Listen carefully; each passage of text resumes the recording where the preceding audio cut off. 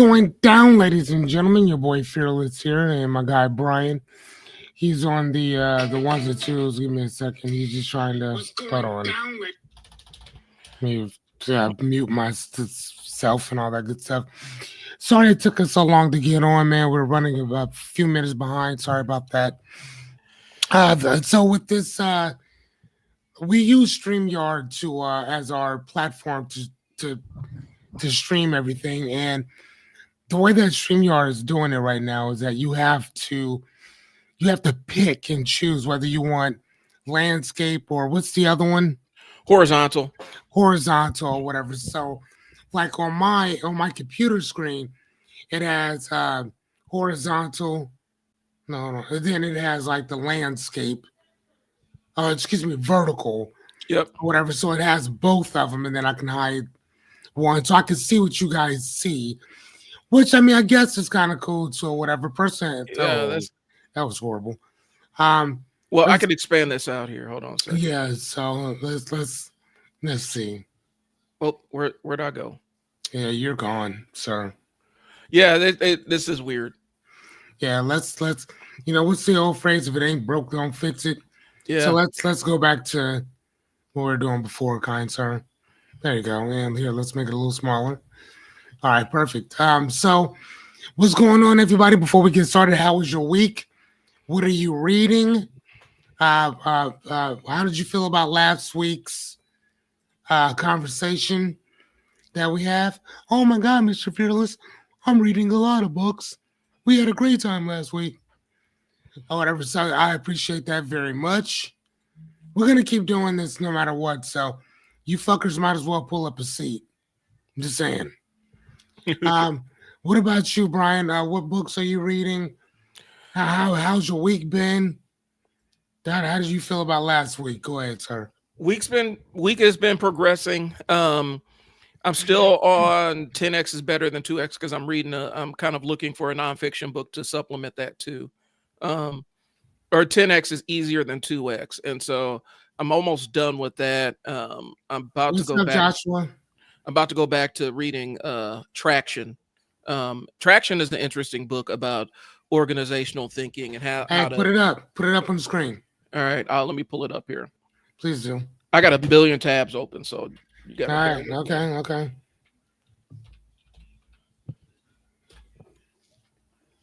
So I'll put up both of them here.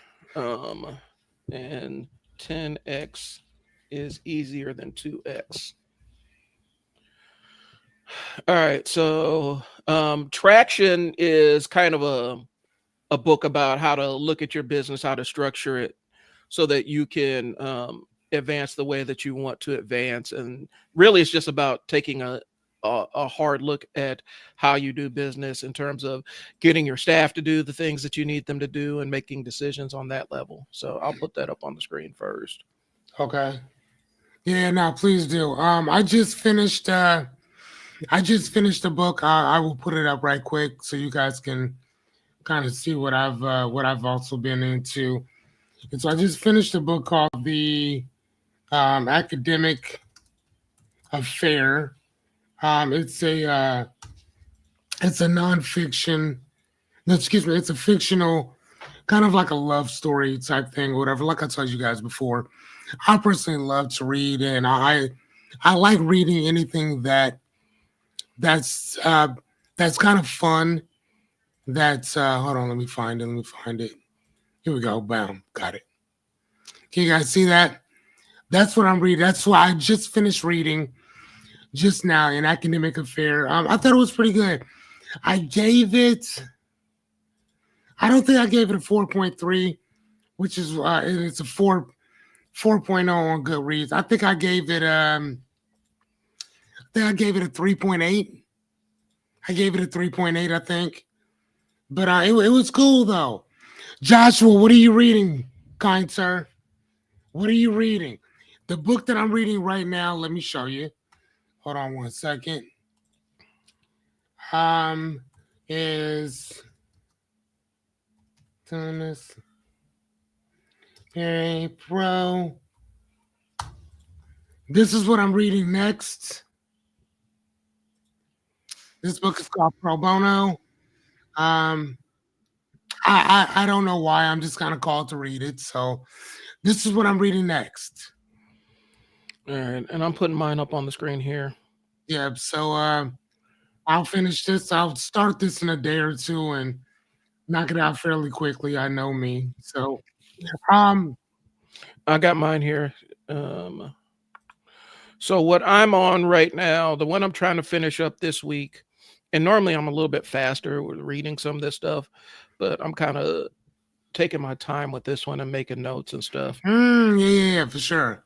So this is Yeah. called 10X is Easier Than 2X by Dan Sullivan and Benjamin Hardy. Yeah. This is the concept of the idea that it's easier to 10X your vision than it Yes. is to 2X your vision, because Yep. a 10X requires you to make a fundamental change to yourself, and it gives you bigger, more audacious, and more reachable goals.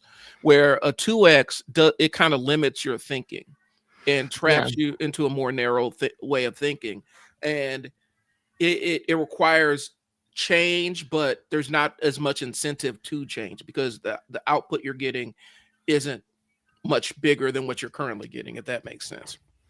And Okay. so- Yeah, you know what? Actually, that does make sense because if you remember when I did my 100 days, 100 nights, so like that was something that was just kind of like, dude, like, you know what I'm saying? Like I put it out there.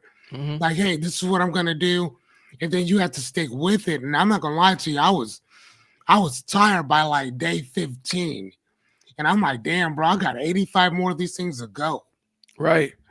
So yeah, you're very much right though. Doing something that 10x is way easier to me.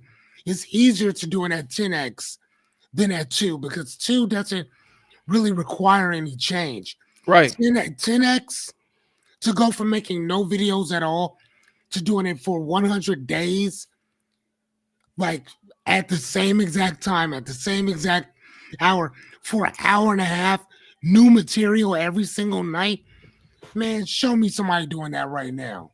Right. Show And me anybody doing that right now. it requires a big fundamental change in your behaviors and It everything. does.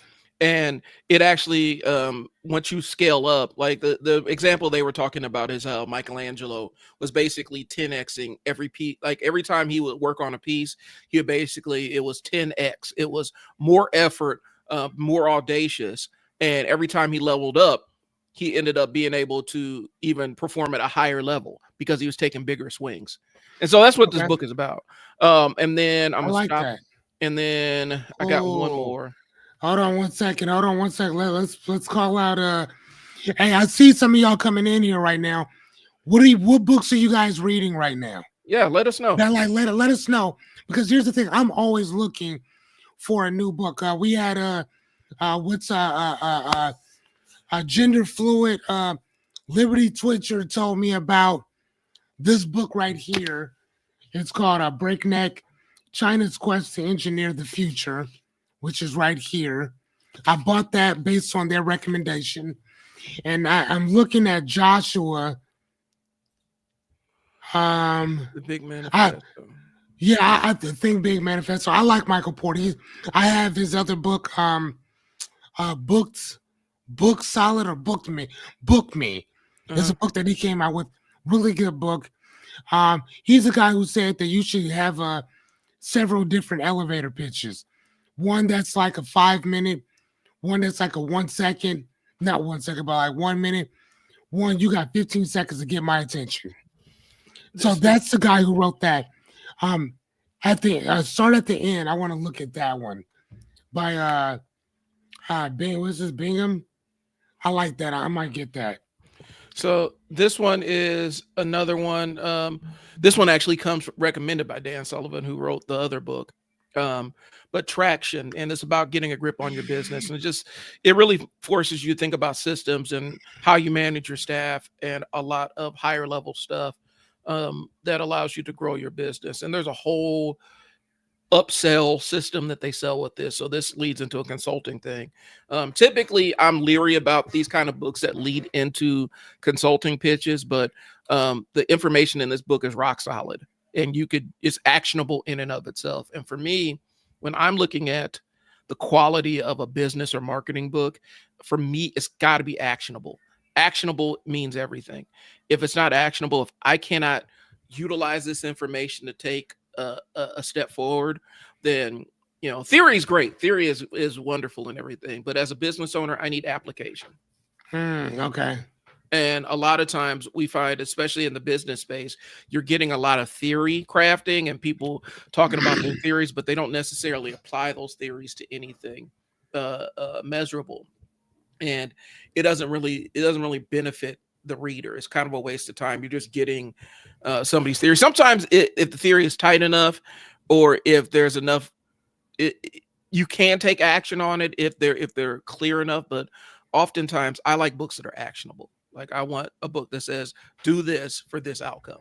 Right. You kind of talking about like, what's that one dude who wrote that book, Make $1 Million Weekend? Yeah. Like, I have that one in my room, and everything that he talked about was just real simple, actionable steps. Like, can you get $1 from people? Just say, hey, can you cash at me $1? Type stuff or whatever. You know what I mean? And to me, that sounds so juvenile and so like what? But there's method in that, right?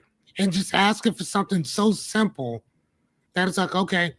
And I think that once you get used to doing that, like I was talking to a friend of mine that she's organized. So there's a person that I know who loves to organize. I mean, doesn't organize, loves to organize, and what is that? Like, she likes to do the organization, cleaning, putting things where it needs to go, whatever. And I tell her all the time, there's a whole entire people out here that will pay you big money to do that.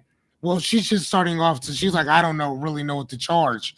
I'm like, okay, well, just charge something, but charge something that's reasonable, that's reasonable to you, right?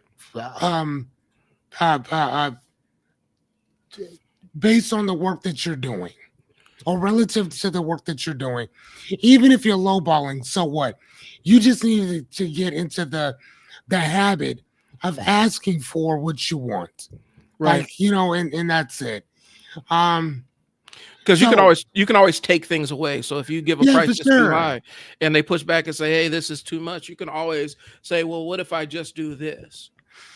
There you go. There you go. And I wrote her up a whole entire thing of like, if like easy, medium, and hard. So for easy, the job is like 0 to 3 hours. The other one is 3 to 6 hours. The other one 6 to 12 hours. Mm-hmm. And each one has its own price point. And then I'm like, if you want to do, if it's just per project, again, how long is that going to be? And then you can show them what your price points are, and then they can choose it. Same thing at the if you go to the car washes, some of them they hand you or show you on a laminated piece of paper which one do you want, 1, 2, or 3, right? And then you're like, oh, I'll take the third one, which is the most expensive. Mm-hmm. They'll do all the little bells and whistles for you. Cool. That's all you need to do sometimes, so you don't have to talk. Just show them my prices are there, and then we can always talk about what you need, what you don't. But my prices are pretty standard. Well, and if you're doing the rule of 3, typically a person's always going to pick the middle option. There's going to be most people are going to pick the middle option. There's going to be people that absolutely pick the high option, and there's going to be people that pick the lower option. But most of your average people are going to fall right in the middle and pick that middle option. And that's all it is, man. Yep. And if it's anything more, and I think like the other one was, and then I mean, because you always want 2 or 3, and that's it. Mm-hmm. You don't want anything more than that. Now you could say, I have a diamond package that I do not talk about, that's not on here. That's for people that want to bring me on as a permanent fixture, that this is what I do. Mm-hmm. Now that one costs a whole lot more than these other ones or whatever, but at that point I am your personal organizer, and that's what I'll do once a week. Come in, make sure everything's good, What do you need? What are you missing? This, that, and the other.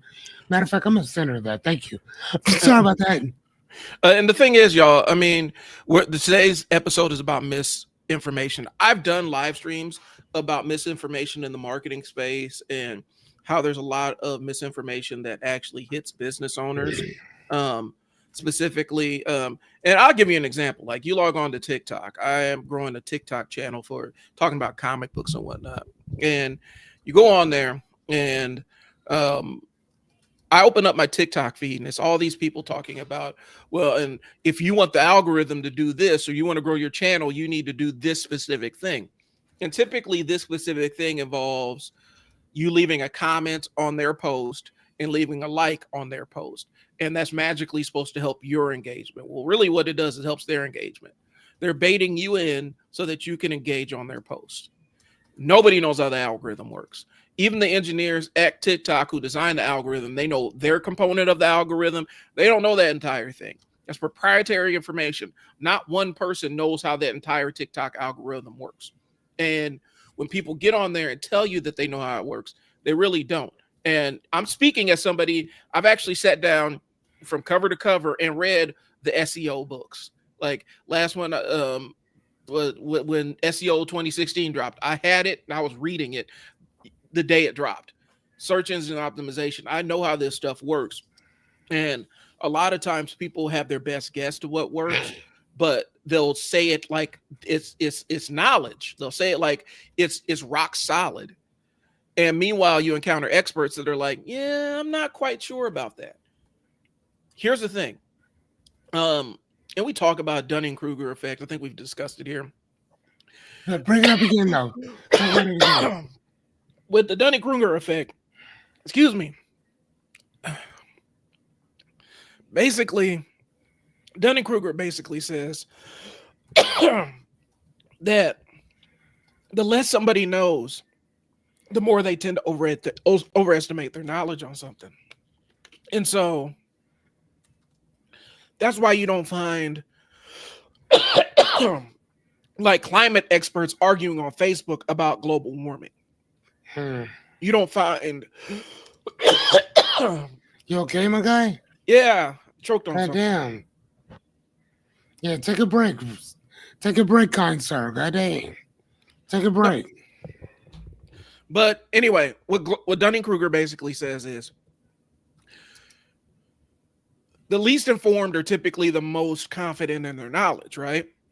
And so you don't find experts necessarily arguing, because here's the thing. The more you know, the more you realize that you don't know about something. And so a lot of times when somebody has expertise in the area, they undersell their actual working knowledge of it because they know all the stuff that they don't know about that thing. And so when we look at this stuff and we look how people operate on social media, interact on social media, the most confident TikTokers are the ones that know the absolute least about how algorithms work. They are very confident in telling other people, this is how you blow up on TikTok. And a lot of times it's, they had like a video that blew up or something along those lines. And they think that that is enough to give them expertise. Well, they're not really sure of the mechanism that caused that video to blow up one way or the other. They just knew that they had a very successful video pop off. And so that's really what it is. People that don't have the knowledge overestimate their intelligence. People that do have the expertise underestimate their value, their expertise. You know, and the way they put it is from the journey from rank beginner to kind of to novice to beginner, that gap between novice and beginner, that's like maybe a drive from Houston to Dallas, right? It's long, but it's not too terribly long, right? From beginner to kind of intermediate, that's from like Houston to France. That's like a drive from Houston to France. From intermediate to advanced, we're talking Houston to Beijing, China, right? And then from advanced to expertise, that's like Houston to like Jupiter. Okay. And so it compounds, the knowledge compounds. And typically the people that are higher on that level, either they're not going to be in there arguing with people, or they're going to feel like, I don't know enough to talk about this thing intelligently. Yep. Even though their knowledge is far advanced. And for y'all listening, for those that are listening, when you're learning something, it's a very natural phase to go through a process of where you feel like you don't know shit, because that's part of the learning process, because you're learning what the edges of your actual knowledge are and where they sit and where they reside. And so is that where that's what I usually teach people, that's where you are doing one or two things. You're keeping your mouth shut and you're asking questions. Right. That's all you need to do. Keep your mouth shut and ask questions. That's all. That's it. Sit. Go ahead. And so that's where it sits. And so on social media, typically social media is a giant confirmation bias machine. Mm-hmm. And so you can confirm any bad thinking that you already have. You can find a way to validate it online. And using ChatGPT as well. And using ChatGPT to do that as well, yeah. Because the danger about ChatGPT, and Fearless and I actually did this on an episode a couple months ago, ChatGPT is prone to agree with you. It is programmed to almost agree with you in most cases. If you're going to try to use that as some kind of source, one, I wouldn't advise using that as your only source of information. You need to go verify everything ChatGPT tells you. You need to go look it up and make sure that it's if you're trying to establish a factual basis. But two, you have to literally prompt ChatGPT to stop agreeing with you. And we do that. Yeah. Like Brian and I do that like we do that all the time. Because what'll happen is it wants you to continue to use it. It's just like social media. Like social media wants you to continue to use it. So more times than not, in your feed, you're going to either get things that you agree with or things that you vehemently disagree with. You're not going to find anything in the middle, because social media is trying to incentivize you to stay on platform, and staying on platform means engaging. And more times than not, people engage with things that they don't agree with. They argue. That's engagement. The longer you're on platform, the more ads I can show you. So I'm going to show you things that either you agree with and like and you're interested in, or things that you vehemently disagree with. Those are the two lanes. And so more times than not, if you're looking for it on social media, you're going to find it. If you're looking for something, if you say something that's not factual, but then you go look to support that non-factual thing, you're going to find it online somewhere. You're going to find a corner of social media that says the same thing that you're saying. And that's what we're talking about, the danger of misinformation. I know, from a marketing standpoint, I did a video about a year and a half ago. And I think I talked to you about this. I think we did this one where the guy is the guru. He's one of them gurus, one of the financial gurus that will have you in federal custody. He's a financial guru that will absolutely, his advice will have you in federal custody sooner rather than later. And he was up there talking about, would you rather have $2 million liquid or a 850 credit score? What? Yeah. He's like, would you rather have $2 million of liquid cash, or would you have an 850 credit score? I would take the liquid cash. And that's exactly what I said. Every day of the week. And the girl he was walking was like, I would take the million. And he tried to make her look dumb. I would take the 850 credit score, because with 850 credit score, I can go out and get this line of credit and get this line of credit and get this line of credit. And from a business owner standpoint, I'm sitting there like, in every line of credit that you're taking, you're paying interest on everything that you take out. So the money you're borrowing, you're paying a premium on already, as opposed to give me the $2 million. Give me $2 million, and I will just go make magic happen. I mean, well, basically, what it is that if you give me $2 million, I can go get a CD and put a crap ton of that money in the CD, and then I can actually use that CD and borrow against it. And not even borrow against it. Yeah. I can actually open up a line of credit where I don't even have to pay the taxes on that money. Anytime that you have to pay the taxes on whatever loan they give you, you have to pay taxes on that. So if they give you a $250,000 loan, you pay taxes on that, not taxes, but interest on that $250,000 loan. Whereas if you have a $250,000 open line of credit, you don't have to pay taxes on that. So all that money comes out and that's yours. That's how Elon Musk gets away with doing this and the other, because he can just trade one of those stocks that he has to the bank, and he don't give a shit whether it actually comes out or not. But that's free income for him that he can actually use willy-nilly however he wants to. Now, Right. when he pays it back, which he will, again, it's not taxable, so he doesn't even have to worry about that. At 850, I have an 830 credit score right now, dead ass, no joke. 830, and I'm not talking about on Credit Karma. I'm talking about on My FICO, which you have to actually pay for that one. So it shows you what your credit is in real time. My Mhm. credit score is between 820 and 830 right Right. now.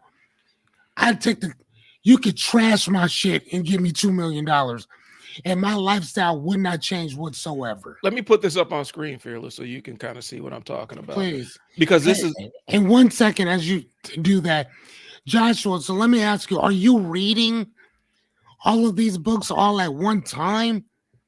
Because a lot of these books I've actually read myself or whatever. I'm just asking in general, are you reading all of these or have you just read them? are these recommendations. If they're Yeah, recommendations, that's dope. We'll take it. yeah, But for sure. He's a juggling. Okay. I'm just asking because okay, so what is this? so Okay. this is the argument that I've seen.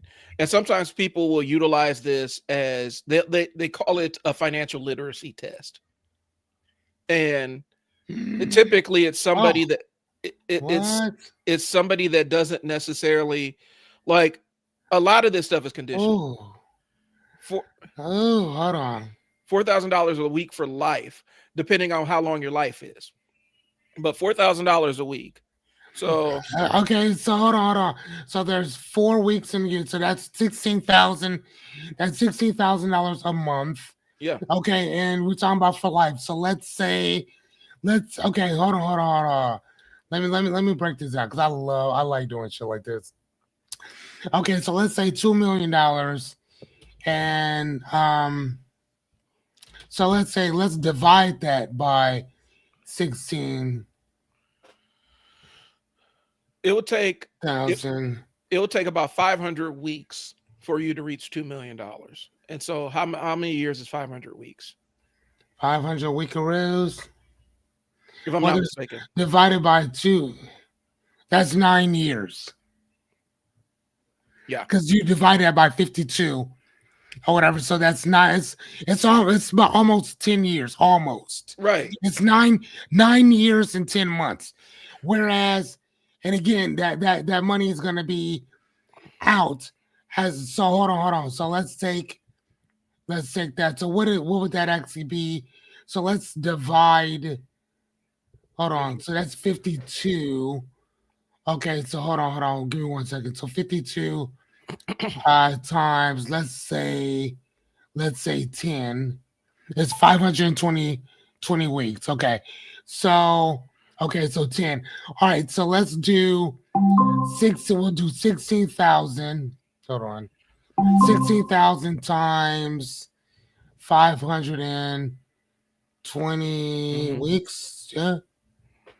Yeah, I'd take that shit any day of the week, motherfucker. You just made $8 million within that time. And again, that's if you're still here within 9 years. So which one are you taking? I'm taking the C all day long. See, for me, All day long. For me, the way I kind of approach it, I'm looking at the time value of money. And so I'm looking at how much is my dollar going to be worth in 10 years? Okay. And what can I do with $2 million today? What can I do with $2 million today in a moderately risky investment or a moderately, how could I grow $2 million today? Like if I had $2 million in cash right now, what could I invest it in today? that I Mhm. wouldn't be able to necessarily do, with the 4,000, because the 4,000, it requires some accumulation. Or I could take $2 million today and invest it in something, um, and double or triple my investment. How long does it take me to double my investment with $2 million? And then how long does it take me to double that investment?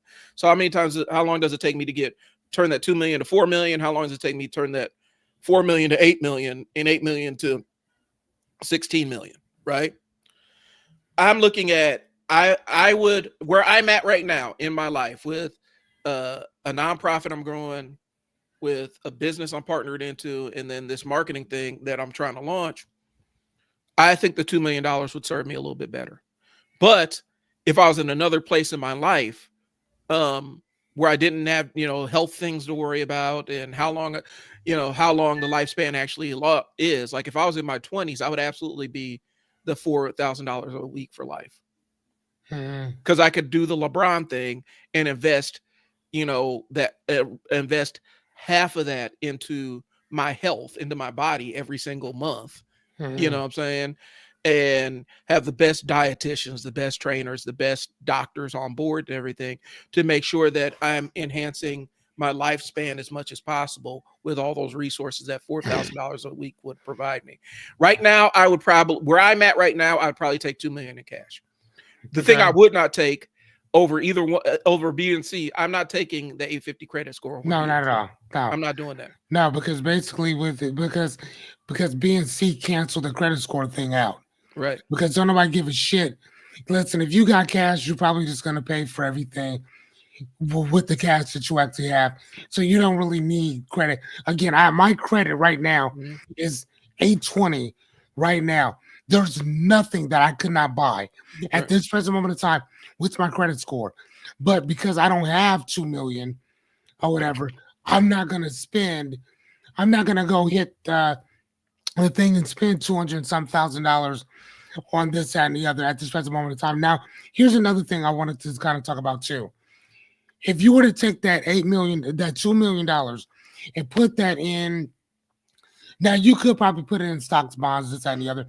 But let's just say that you were to put that in a CD, Yeah. right? And let's say that that CD at 5.5 points per year were to give you an extra $110,000. So divide that out by 12, it still comes out at $9,100. And again, that's just with that money staying exactly there. So it's not really, it's making money, but the biggest point again that it is, bro, because I'm not just looking at what it is today. I'm looking at where it's going to be a year from now, 2 years from now, 3 years from now. That 2 million for the most part is going to stay at 2 million. It'll go up a little bit, but not as much as um as you would if you were to take the 4,000, because the 4,000 you can, to me it's the equivalent of if you were to make if you were to put the $2 million The heck? like in an account Yeah. and just let it gain interest. That interest for the most part is going to give you anywhere from $8,000 to $9,000 per month. Hmm. That's what the interest is going to give you per month. If you are making $16,000 a year, excuse me, a week, that's $16,000 per month, right? You can still you can still take that that eight. You can keep 8,000 yourself if you wanted to. Put another 8,000 in some type of CD or something like that. Within another year or so, you're gonna not only hit that 2 million, but you're gonna far exceed it consistently or whatever. So for me, like I said, and not only that, but I'm also thinking about slow and steady. It's what's gonna win that horse. What's gonna win that race. So 2 million up front, I mean, it sounds good, but I've also made $16,000 per month, and I know exactly what that can do every month, every month, every month, every month, every month. You see what I'm saying? Yeah. I mean, but again, That's my thing. I mean, so I think it also is going to be based on, like you said before, bro. I think a lot of that is going to be based on your lifestyle. Yeah. I mean, for me, if you gave that to me, thank you. But I know exactly where I'm going to put the 2 million at. But for me, I'm more comfortable with the 4,000, per week. But here's another thing I would also state. Do I get to nepotize that money? Is that money coming to me and then it stops? Or can I leave the rest of it for my kid? Yeah, that's what I'm looking at. Because if I can leave the rest of it for him, then why not keep it at that? Because here's the thing. If one of your kids, you have 2 beautiful children, if one of them develop a cocaine habit, that $2 million is fucked. Unless I put stipulations on the inheritance. And the thing is, I'm biased because I said my wife did she was in the financial services business for like almost 15-20 years. She'd been a licensed broker and all this other stuff. She'd sit there, I'll put this 2 million, like she had an entire stack of annuities already planned out, like how she was going to stack this $3 million. When I asked her this, she's going to have all these annuities stacked up and all these other things stacked up that pay out incrementally over time. Yeah, for sure. And so she had it calculated out where it's like, yeah, well, I can make this $2 million generate more than $4,000 a week. Mm-hmm. The way she had it stacked out. And so I'm not the expert in that. So I'm not going to speak to what her expertise is. Yeah, for sure. Knows, she would know because she ran it all the way down. So she's like, and this is exactly, I would do this, I would do this, I would do this, and I would do this. And then that way, that $2 million will generate more than $4,000 a week, or however, sure. Like 16. She did somewhere it's like $17,000 a month. I'm not the expert in that space. That's her knowledge. So me personally, I'm looking at the $2 million cash. I'm looking at, like, I already got some health stuff. I'm looking at, I have an investment vehicle that already just needs the money to go into it. I already have a portfolio that I know how to manage and stuff like that. So I'm like, I probably would take the $2 million in cash right now. Okay. But I could see $4 million a week. Like, I would just have to structure because here's what my worry is. Lifestyle creep. Lifestyle what? Lifestyle creep. So, like, you mean creep, like lifestyle creep? Yes, lifestyle creep. So I'm scared, and knowing me and knowing how things work, I get $4,000 a week for life, right? I instantly incrementally, I start living the lifestyle of somebody that makes $4,000 a week for life, as opposed to a lifestyle of somebody who doesn't make $4,000 a week for life. And so I adjust my lifestyle up to where it's devouring that $4,000 or most of that $4,000 every single week. Gotcha. And so I'm sitting there like, I'd rather not deal with that temptation, because that's what happens to a lot of these lottery winners, man. When they start taking these payments out, they're like, I want the full payment and I want them to pay out the whole thing. Well, then they adjust their life up so that every year they're spending almost every penny of that lottery payment. And then, look at the publisher clearinghouse people. They had that thing where it's like $5,000 a week for life, right? Imagine if you get $5,000 a week, you won that $5,000 a week for life thing, and then one day you find out publisher clearinghouse is going bankrupt, like it did. But now you already living the life somebody that makes $5,000 a week for life. How do you adjust back down from that? And so I'm looking at, from me personally, from a behavioral standpoint, just give me the cash. Let me pre-plan it for 20 years, how we're gonna make this $2 million double. Okay. And I'd rather do that than get acclimated to $4,000 a week. Okay. Every single week. Because if I got acclimated to just spending $2,000 a week, I'm screwed with $4,000 a week coming in. No, okay. No, I got you on that. So I think that the reason why, and again, like I said before, I think that a lot of this is based on, I think that a lot of this conversation is based on your own personal experiences. Exactly. When I know what it feels like to be homeless. Hmm. So, and I always tell people that whenever you have, however you are when you're broke is how you're going to be when you have money. Hmm. You know what I'm saying? So, however, think about that. However you are when you're broke is how you are when you have money. So, when I was homeless and I was sleeping in my car, and it was me and my kid, and he was shit, he wasn't even one, right? The one thing that I remember going through all that is I would go to what is that place? Jackson Street Bookstore. Hmm. And I would work at temp services.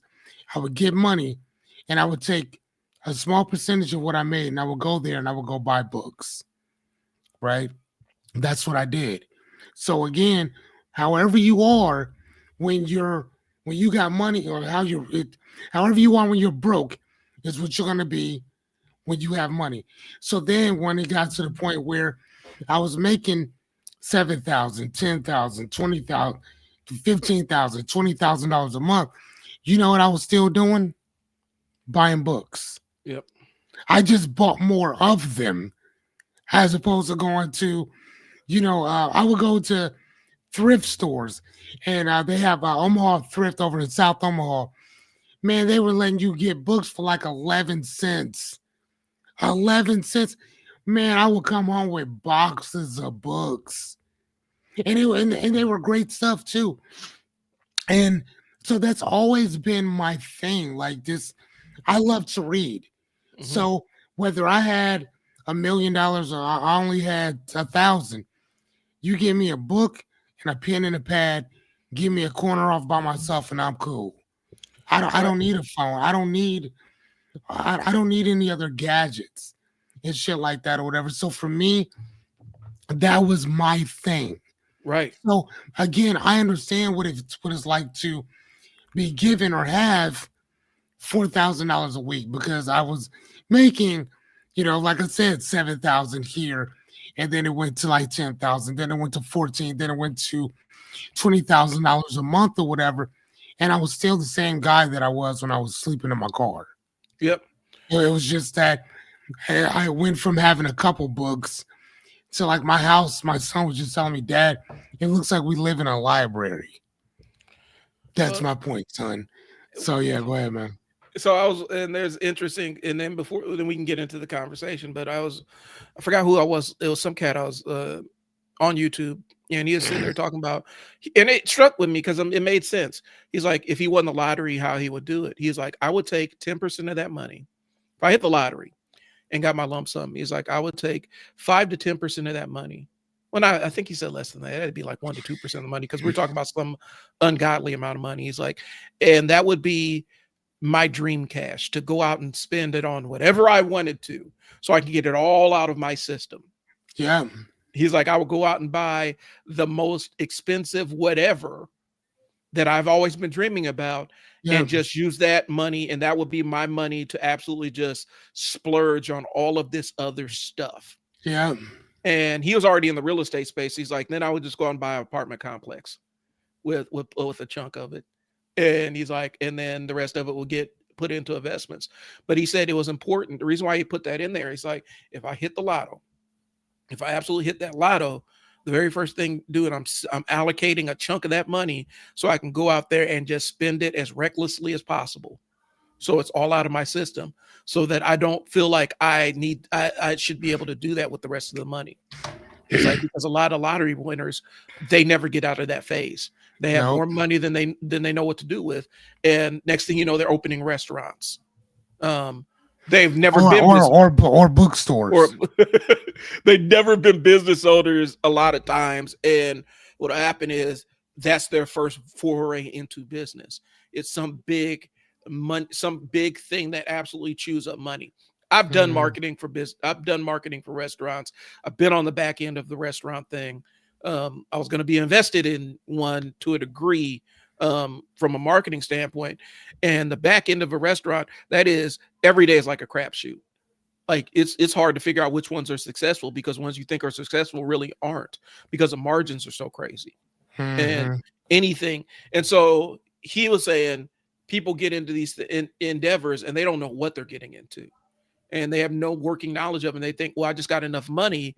it'll just keep bailing this thing out, and eventually Yeah. that business is chewing through all of that lottery money, and you're getting nothing to show for it. Yeah. So, And yeah, then you're funding other people's dreams, goals, and aspirations too, because the reason why you're funding their dreams is because you technically didn't earn it. yeah, You know what I'm saying? I mean, you see what I'm saying? So, another thing too that I did do that. What your friend was telling you about buying, just mhm, buying stuff aimlessly. I did that, and I bought two purchases. Excuse me, there's two purchases that I bought mhm, that were for me, whatever. Besides shoes and books, I bought my dream car, which was my Tesla, mhm, and I bought my dream motorcycle, which was a 2012 Victory highball motorcycle. Right, those are the two things that I purchased that were the things that I actually wanted. Everything else was kind of like icing on the cake, but those two things were the actual cake itself. Now there was a pair of shoes and oh yeah, I bought every pair of Jordans every retro pair of Jordans you can think of. I have them all. mhm. Um, and so here's the thing. And matter of fact, I use this thing as a bookmark. Yeah, you know what I'm saying? Like I use this thing as a bookmark. I'm just saying, putting it out there. But so I have those. And so that's what I wanted. But there was one pair of shoes that I wanted since '94, and it was Charles Barkley's. Matter of fact, I'm going to show y'all these shoes. Give me a second. I want to show y'all these shoes because hold on one second. Hold on. '94 Barkley's. Okay, here we go. I want to show these to y'all because I think if you've seen what I'm talking about, then you're like, oh, okay, we got you. Mhm. Okay, hold on, here we go. Add to say, sure they are right here. You see them? Yeah, Oop, I hold see. on. Oops, give me a sec. Okay, here we go. Show them here. So these are the shoes that I actually wanted. Right? Mhm. I've been wanting these shoes forever. Okay? Let me tell you what happened. I didn't get these shoes until 2024 last year. You want to know what happened to me? I grabbed these shoes, I grab them, I smell them, like, oh my God, I finally got a pair. Right? Now we're talking Mhm. about the black and purple with the white. These are just all black and triple OG black and purple, right? So I get them, and Brian, I'm like, oh my God, they smell good. They look even better in person. Mhm. Dude, I'm about to rock the shit out of these. I put my foot in. I'm like, oh, okay. They fit and snug. My foot, the rest of my foot don't fit. Oh no. The rest of my foot does not fit. And it was so anticlimactic because I'm like, I wanted these shoes for the last, what, 30 years? Mhm. 30 years? Actually, over 30 years, I've been wanting these shoes. Think about this, y'all. Over 30 years, I've been wanting these shoes. Over 30. And I couldn't even fit them. I couldn't fit them then. I can't fit them now. So that's the thing that I love about being humbled on some shit that in your mind, you might be like, oh, this is what I want. This is what I want. But sometimes when you get it, it don't fit. It ain't your Right. shit. So I can admire this beautiful shoe from a distance, but I cannot admire this beautiful shoe on my feet because they don't fit. Yeah, for me, it was this before Ye went off the deep end, but it was the Red Octobers. Like I wanted them So just okay, as they wait. had them. Hold on. Let's look that up. Red October Shoes. Okay, hold on. Okay, and these are the yays. Yeah, this is the Air Easy when he was with Nike. That was that collaboration. Oh wait, I wanted them. these MFers are 90 something. They're not 90. They're $9,000. Yep. Is that real? Is that a true? Yeah, because you go to StockX and they're you can get them for 7,000. No, StockX they got them for 800. See, I got them for 7,000. Let me pull up what I'm looking at. So here we go. But anyway, that would be my insane splurge, right? And oh my god, I couldn't in a million years. There's not not at all. So like if you had the money, you would buy these. that would be one of my splurge items, like one of my. That is insane. I know, and that's what I'm saying. It would be one of my items that I would have on Oh my god. Lottery splurge. Like it would be a couple of very specific things. Because I'm not a big jewelry guy, but I like watches. So do I. And I would have I probably have a chunky little watch. I am not Mr. Luxury car. I just like I like a nice car. And so I'm not Mr. Luxury cars. And so I'll buy a fully tuned out whatever. And so, but that would be it.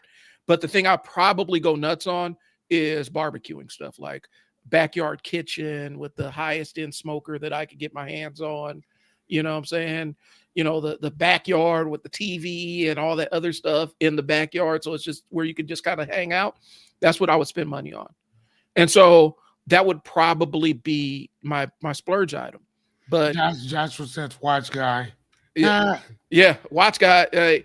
That's the only thing. Like I'm not flashy in any way, shape, or form, but that would probably be expensive kicks and maybe a nice watch. And that would be my big, huge splurge. I'm like, I came into some money a couple of years ago, and my splurge item, like this is gonna date me, but my big splurge item was buying myself a PS4. That was my big splurge. Like, oh, I bought myself a PS4 because it's something I didn't want to spend that money. I couldn't justify spending that kind of money on myself. In my mind, like there are more important things for me to spend that money on. I got you.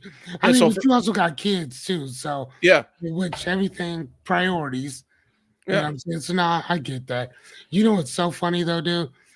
If you would have told me that we have extra PS4s around here, I would have just given you one. Oh, word. That was no joke. I have a PS4. I'm not even joking. 1, 2, 3. No, so in our house, I think we have 4 or 5 altogether. 3 in which weren't even being used. So we were just giving them away as gifts to people. As a matter of fact, I think we still got one downstairs in our basement. See, and that's what I'm just saying. Like my son doesn't play it, I don't play it, and I got my own in my room. So I got the 4 and 5 in my room. So yeah. I might have to talk to you about that because I'm looking at like I'm right now I'm torn between do I want to do I want to try for PS5? I'm really like I love playing video games, but I don't like paying for video game systems because there's something about the video game system. Like I'll for an accessory on a car or something, fine. For a camera, okay, and so I'm sitting there like, okay, do I want to get the PS5? Do I want to wait for the PS6? Do I want to get this? The PS5? The PS6 is not coming out for quite a while. Or do I want to wait until next year and get a Steam box, the Steam machine? What's that? So Steam is Steam is the online, like for video games, is for where gamers go online. It's a big store front where it basically has all most of the PS games, most of the Xbox games, except it's playing on a PC. So it has the PC version of all the games. Okay. And so Steam is actually coming out with their own, like they have the Steam, like the Steam Deck was the handheld device, but they're actually coming out with their own, basically it's a gaming PC in the form factor of a video game console. Okay. And so it gives you access to, I think they said last time it was like 140,000 games in the Steam library. that you can buy and download. Hmm. And more times than not, all the stuff that's exclusive on PlayStation comes out for PC around the same time. If not, it might be a little bit delayed, you know. And Xbox, all their stuff is already pretty much on PC. And then Nintendo, I mean, if you have a PC, you can emulate Nintendo games if you have the ROM, which you didn't hear that from me. Okay. But basically, do I wait? Do I get the PS5? Do I wait for the Steam machine where like literally I can get all the PC versions of all these games? I don't have to pay every single month to play online. And all I have to do is just tweak it and tweak the settings to make sure that I'm optimized for each game. Like there's a lot of different things I'm thinking of, but that's where I'm at right now with my video game system. Like, Oh wow, okay. But yeah, I've been playing on Steam, a couple of games on Steam on an old PC, and I like playing on Steam. That's kind of tight. Like I said, it's really a gaming PC that's meant to be plugged into your TV. Okay. And so that's why they're playing it like on there and playing it on there. Mm-hmm. And you could use it like you could use it like a regular computer or mostly gaming. It's optimized for gaming. And for me, I guess the only reason I wouldn't have it is like if I was playing 2K or something, because the 2K community on PC is kind of big. But I'm not even into 2K like that, and I don't play Fortnite. I don't play Fortnite, and in Destiny, I have my PlayStation for that because you can't play Fortnite or Destiny on it. But I'm not playing those games. So. Cool. All right, cool. But yeah, I'm considering this. Fearless is what I'm thinking. No. Yeah, it looks it's kind of cool, bro. Because you can like, yeah, it doesn't. So they got the Stream Deck. They got a controller thing around here, Stream Machine, and the Stream the VR headset. Yeah, the VR headset. And Steam is one of the biggest video game libraries you're going to find. Like there's hundreds of thousands of games in there, old, new, anything. Really? And they don't cost as much, in my experience. Okay, so it says that the Stream hardware family officially explains in early 2026, just like Stream Decks are all optimized for gaming on Steam, and they all are designed to help players get even more out of their Steam library. Okay, so that's what I'm looking at. So we are far afield. Okay. So what we're talking about before we got on here is we're talking about the minefield of debating on modern days and how much misinformation is out there. And the one that Fearless was talking about is the myth of what is it? The Africans selling Africans into slavery and stuff, and how that argument has been completely stripped of any nuance. And presented as a raw fact in and of itself, where there's so much nuance to it. The nuance almost disproves what's being said. That's one. Two, the concept of saying Africans, like Africa isn't a bunch of countries.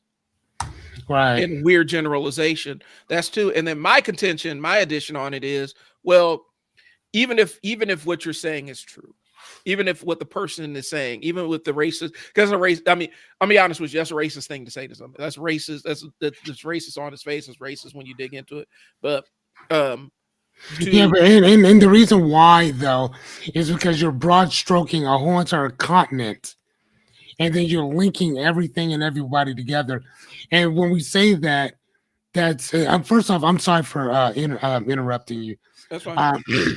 But like it's almost like saying that you Americans, you speak English, your languages are English, Spanish, and French. And then you have Mexican drug lords who have cartels who are killing people indiscriminately in the streets. And then now an American in the US will be like, no, we don't. And then somebody else would say, yes, you do. You're all Americans. This is what you all do. Right. Now, what they might be talking about is Mexico, because Mexico has drug cartels, and then the people who speak French are in Canada. Well, Right. here's the problem with that. That's still North America. So technically they're still Americans. But do you see how that again that nuance Right. of of putting or pitting everybody in one broad stroke? So when you sit and say that, well, Africans sold each other, like no, like first off, that's a continent. Yeah. And and within the African continent, there's 54 or 55 if you count North Sudan as a country, which some people do, or whatever. But let's just say, for argument's sake, it's 54 countries, 54 African countries. That's 54 different USs inside of there. So, and that's just one country, not 54. That's one country in Africa. So if people in Colorado don't do anything near the same thing as people in New York do, why do we link everybody in America together? Right. So if you wouldn't do that state by state, why would you do that country by country? Well, So stop that shit. well, and the term for it is a thought terminating cliche. Mm. It's a simple kind of trite phrase that's meant to end a conversation and shut down critical thinking. So it's kind of a semantic stop sign, if you will. And then it also utilizes heuristics, which is mental shortcuts our brains use. Okay. And so thought terminating cliches exploit heuristics. Okay. And so the debater's double burden is you got to debunk the cliche before you can debate the actual topic. And Correct. so the concept about this is there's a couple of things about this entire Africans sold each other and the slavery thing that we got to touch on, right? Okay. One is a thought terminating cliche. It completely lacks nuance. It's meant to shut down any conversation regarding the culpability of Europe and the Americas in the triangle trade, which that's one. Okay. Two, there's a false equivalence between specific tribes in Africa participating and this entire infrastructure of a European slave trade system that was built. They weren't key components of it. They just happened to be a cog somewhere along the wheel. And you're talking about a relative handful versus millions and millions and millions and millions of Black people that were stolen and kidnapped that didn't have anything to do with other Africans. Okay. And so it does paint Africans as a monolithic identity. And that it paints them as a monolithic identity that didn't exist in the 15th through 19th century. There's hundreds of distinct ethnic groups. Okay, hundreds. And so it's like saying, well, Europeans killed Europeans in World War II. Yeah. It's technically true, but it's reductive because you're not necessarily saying who specifically was involved in it. You're just broad stroking it. You're acting like these weren't independent, like there was no independence of where one group was doing this and the other group was not participating in it. And so this idea that, and here my take on it is, if you're not, you ain't got no business buying people no way. What you buying people for?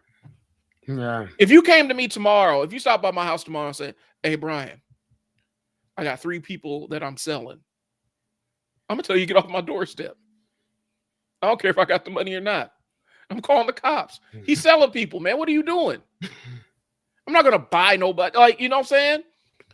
There's a moral, you're moving the moral culpability of the people that literally reduced human beings' lives to tallies on a ledger.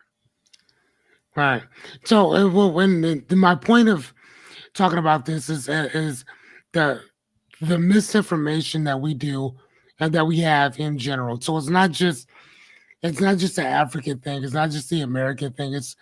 It's broad stroking a whole entire argument to fit a particular narrative that without that particular nuance, your argument is going to fall apart. without stating that um, that if you were to say that all Americans are this, that, and the other, then what America are you talking about? Are you talking about North America? Are you talking about South America? You said, I mean, that's two different continents Right. that are called North and South America, right? So out of 7 continents that we have, North America, it's 2 continents. So again, whatever they're doing in Brazil, right? I mean, Right. that's where you see what I'm saying? So again, that just kind of bothers me of this misinformation that we just kind of spew out like it's real stuff. And Well, then and then people don't have the fortitude to go look it up. So stop saying this shit like it's real. If you're asking a question, that's great. Because mhm. then we can go find out together.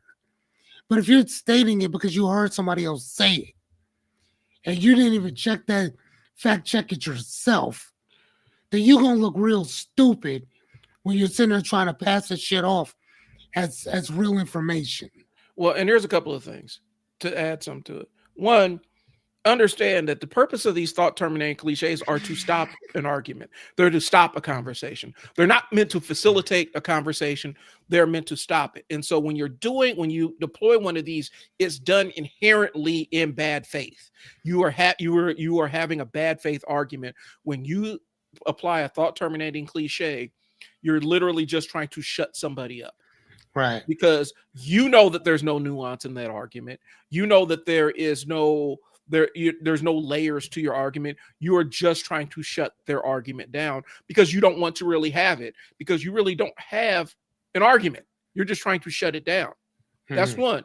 Two, if we go through and talk specifically the thought terminating cliche about Africans being active participants in the European slave trade, there are documented cases of Portugal committing violent raids on coastal communities. Britain, Captain James Hawkins attacked towns, captured people by the sword. Europeans built all the infrastructure, all the forts, all the castles, all the dungeons. Okay. European demand drove everything on that side of it. If there was no demand for human traffic, for human bodies, there was no demand for it, there wouldn't have been supply. Nope. And so we're removing culpability from it. But the reason why people even say this kind of shit is because they're trying to stop you from having a conversation that they don't want to have. I mean, right. And then if you think that it couldn't happen, think about the left and the right here in America. You don't think that people would sell your ass off to somebody else today if they could? Mm-hmm. Boy, they would sell you and your family today to the highest bidder, and that's if somebody even bid for you. You will be sold today for two Snickers and a French toast sandwich. Right. I mean, like, boy, your life don't mean shit to some people here in the U.S. So, and again, that's just in certain parts. So you can't say that. That's almost like saying that all of America, well, I guess that kind of is so, but that out of America, that in America, it is that majority of the people are all locked up.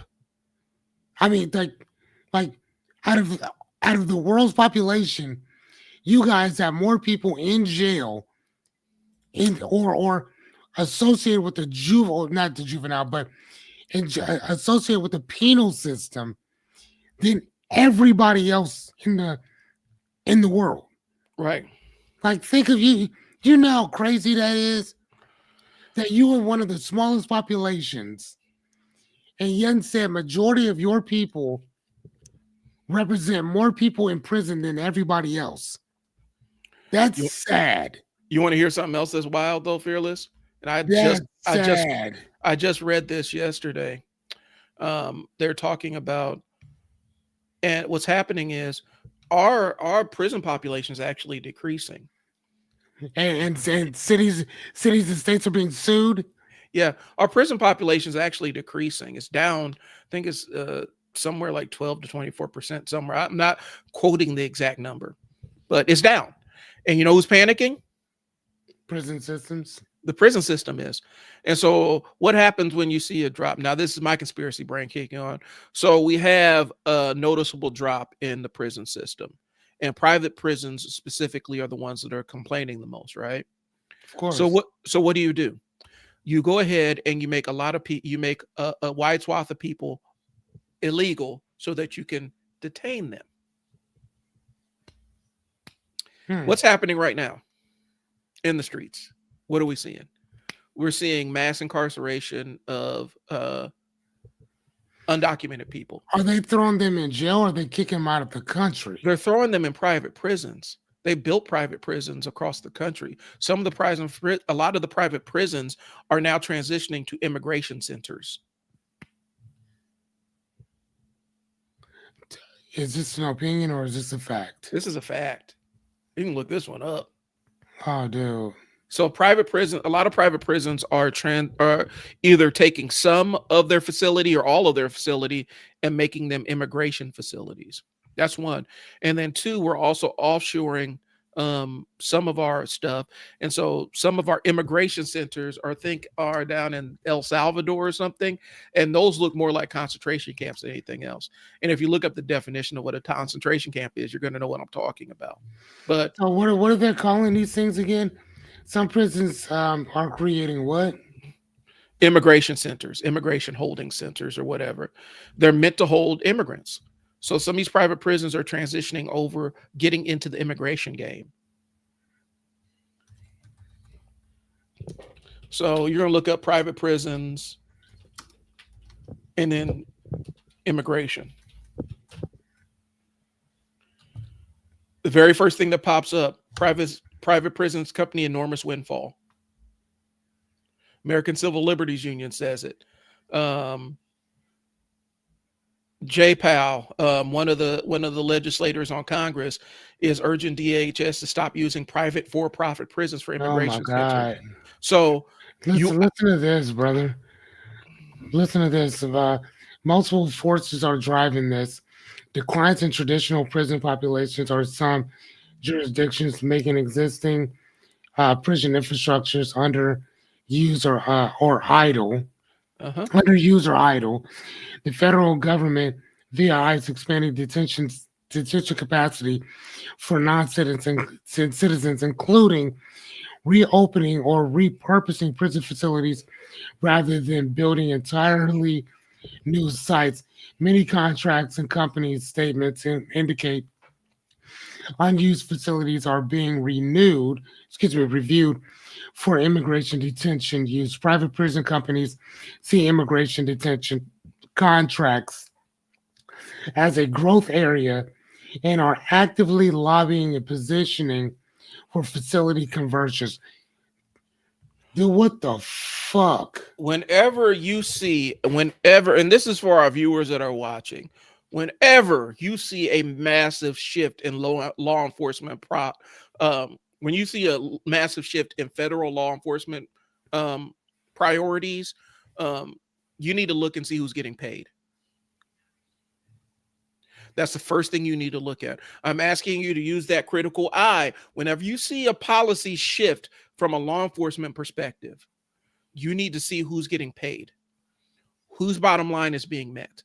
Right now, all this immigration stuff is propping up the private prison industry, because the private prison industry has seen a decrease over the number of years in the number of inmates that they've held.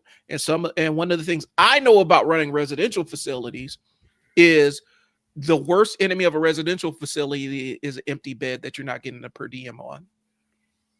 My beds in my residential facilities, we used to have a per diem so that we would hold it for kids that were on like if we had a kid that needed a bed, we would hold a bed in case there was an emergency placement. A kid was getting out of a bad situation, they needed to place somebody, and so we were getting a per diem to keep the bed open. So, in Nebraska, minimum state security it's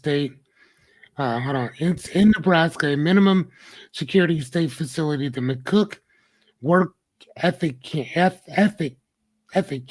Mm-hmm. has been converted or has been converted into an immigration detention site. In California, the California City Correctional Facility, previously a state prison, has been reactivated in 2025 as a large immigration detention facility. Jesus Christ. Yeah. And so that's what I'm talking about. So when you see this kind of stuff, and the other side of it is now when we start talking about the morality of this, of a private industry that's incentivized to jail human beings at the same time while cutting costs in every single way imaginable, what do you think gets cut first? Food, basic necessities, hygiene products, all those things get slashed first. But when we talk about the morality, this is where we start seeing the thought terminating cliches start coming out. Well, they shouldn't have been here illegally. Those are the kind of things that come out. You know, well, if they would have just stayed in the country that America destabilized, because I mean that's the other side of it. If they would have stayed in the South American country that was intentionally destabilized by the United States, they'd be fine. And so we start seeing these kind of things, the thought terminating cliches pop up where it's just a quick, pithy cliche that's meant to stop any kind of conversation around the topic, because typically you're making the person you're talking to uncomfortable and they don't really have a defense. And so they'll just shut it down. So I'll throw out a couple of thought terminating cliches that we kind of see on social media. Do your own research. Let people enjoy things. Hey, hold on. I want people to Yeah. see this. Go for it. What I'm looking at. So these are. So I'm asking which prisons or correction companies are being publicly traded. So right now you can go to a Geo Group Inc., which is a prison correction company or whatever. Right now, at this present moment of time, their stuff sank, and then it's steadily rising back up. So you can actually invest in their stuff right now for $14.72 per share. Mm-hmm. Core Civic Institute Incorporated is also in there as well. Now they're kind of down in the red, but don't even trip. They're going to bounce back up too. So there are a number of publicly traded companies in the private correction and detention sector. Here are two more of the major ones. So these are the two major ones when you look at the when you're looking at NASDAQ and all that stuff or whatever like that. These are some of the ones, whatever. Now this used to be Corrections Corporations of America, but then they had to change their name because of all the lawsuits and all the other stuff that they had going on or whatever. But these companies are publicly traded, so they're basically making money off of other people's crimes. Yep. Now I want to say that again. These people need, and that's the reason why these people are suing the state right now, because they don't have enough people to throw in prisons. And I want to say that again. They don't have enough people to put in prison. And let me add another layer of nuance to what you just said. They're not profiting off people's crimes. They're profiting off people's detention, because you can be detained without having it proven that you've committed a crime. Oh, even more. You're on hold. Thank you. You're on hold for trial. And since we've removed due process for a lot of immigrants, there are people in jail right now. They can't verify whether they're American citizens or not, because there's no due process. Due process is the thing that allows them to determine their legal status in this country. They're being held, and the private prison industry, the private prison that is holding them, has no incentive to let them go, because they're getting paid to hold this person. If you want to know how dangerous that is, let's look at was it Khalif Browder? Khalif Brower, I think that's what. Oh my God, the young man out of in New York, over in Rikers. I mean, that was so sad, man. He got detained for stealing a backpack that he did not steal. They put this child in Rikers Island, and he was in admin segregation, which is solitary confinement, essentially, for a young person. The reason I'm passionate about this because I had a kid on my caseload that this exact thing happened to. They put this kid in solitary confinement in Rikers Island, a child, 16 years old. Mm-hmm. They held him there for over a year. No trial, no nothing. No, nothing. And they kept trying to tell him to plead guilty. Yeah. And when he finally got out, when he was finally exonerated, he got out and the mental damage was so much that he ended his own life. Yeah. And it was actually in the middle of a lawsuit as well. Yes. It means that he died. Nobody collected anything. It's like, well, I don't know what to tell you. But nobody was held accountable for that young man's death. No. Nobody. This child was in Rikers Island. There are adults that you wouldn't put in Rikers Island, but you'll put a baby in there. And so I had a young man on my caseload that happened to him. He is at Kearney. He ran away from Kearney. Some kid told him if you don't allow them, because when you run away from Kearney, I'm very local, guys. So if you're watching, I'm sorry, this is some Nebraska shit. If you run away from the youth center in Kearney at the time, they would hit you with a felony escape charge so that they could hold you in the Buffalo County jail where adults were. And typically the kids would get held over there for about a day or two before they would agree to go back to Kearney and stay, and then they would drop the charges. Well, my kid, somebody told him, well, if you never drop the charges, they got to let you go. No, they don't. And so this kid ran away from this youth treatment facility. And here's the thing. The only reason he was in youth treatment, the only reason he was in my services is because he literally got abandoned by his parents. And they couldn't find anywhere to put this 10-year-old, so they had to charge him with something. When he came into service, he's like 10 or 11 years old. He had been in the system since he was 8, but they couldn't hold him anywhere because they had no parents on record, and they couldn't hold him indefinitely, so they had to charge him. So they just kept charging him and putting him in different placements. This kid ended up at Kearney. He ran away from there. They put him in Buffalo County Jail, and because he refused to stay at Kearney, they held a 14-year-old child in solitary confinement for an entire summer. And there wasn't a damn thing I could do about it, except go up there, drive almost 5 hours a couple times a month to go hang out with him. Nah, that's crazy. And so when we're talking about this kind of stuff, there's a real human cost. And a lot of times when we're talking about putting people in jail, a lot of times people that are in jail, there's been no trial. They've been accused of something. There's no proven guilt or anything. They're in jail waiting for their opportunity to prove whether they're guilty or innocent. And now immigrants, they don't even get that opportunity since we've cut out a lot of the due process laws. Yeah, I'm sitting there looking at, I don't know if you can see all It's the stuff I'm cold. looking at. It's a cold game, bro. But I was asking, like, how much does it cost to hold a person? And then the answer is that it depends on who's holding them. State, federal, county, or ICE, detention at what level of security that they're in. So the cost can vary.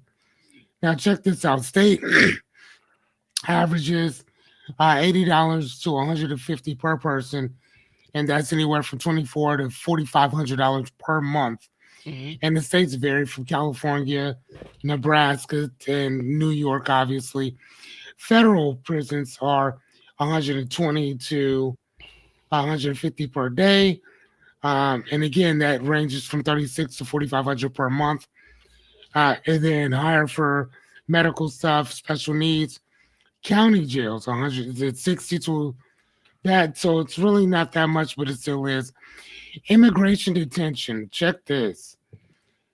This is the one that people usually mean in context of private prison companies. ICE average detention costs $140 to $110 per day, which is $4,200 to $6,300 per month.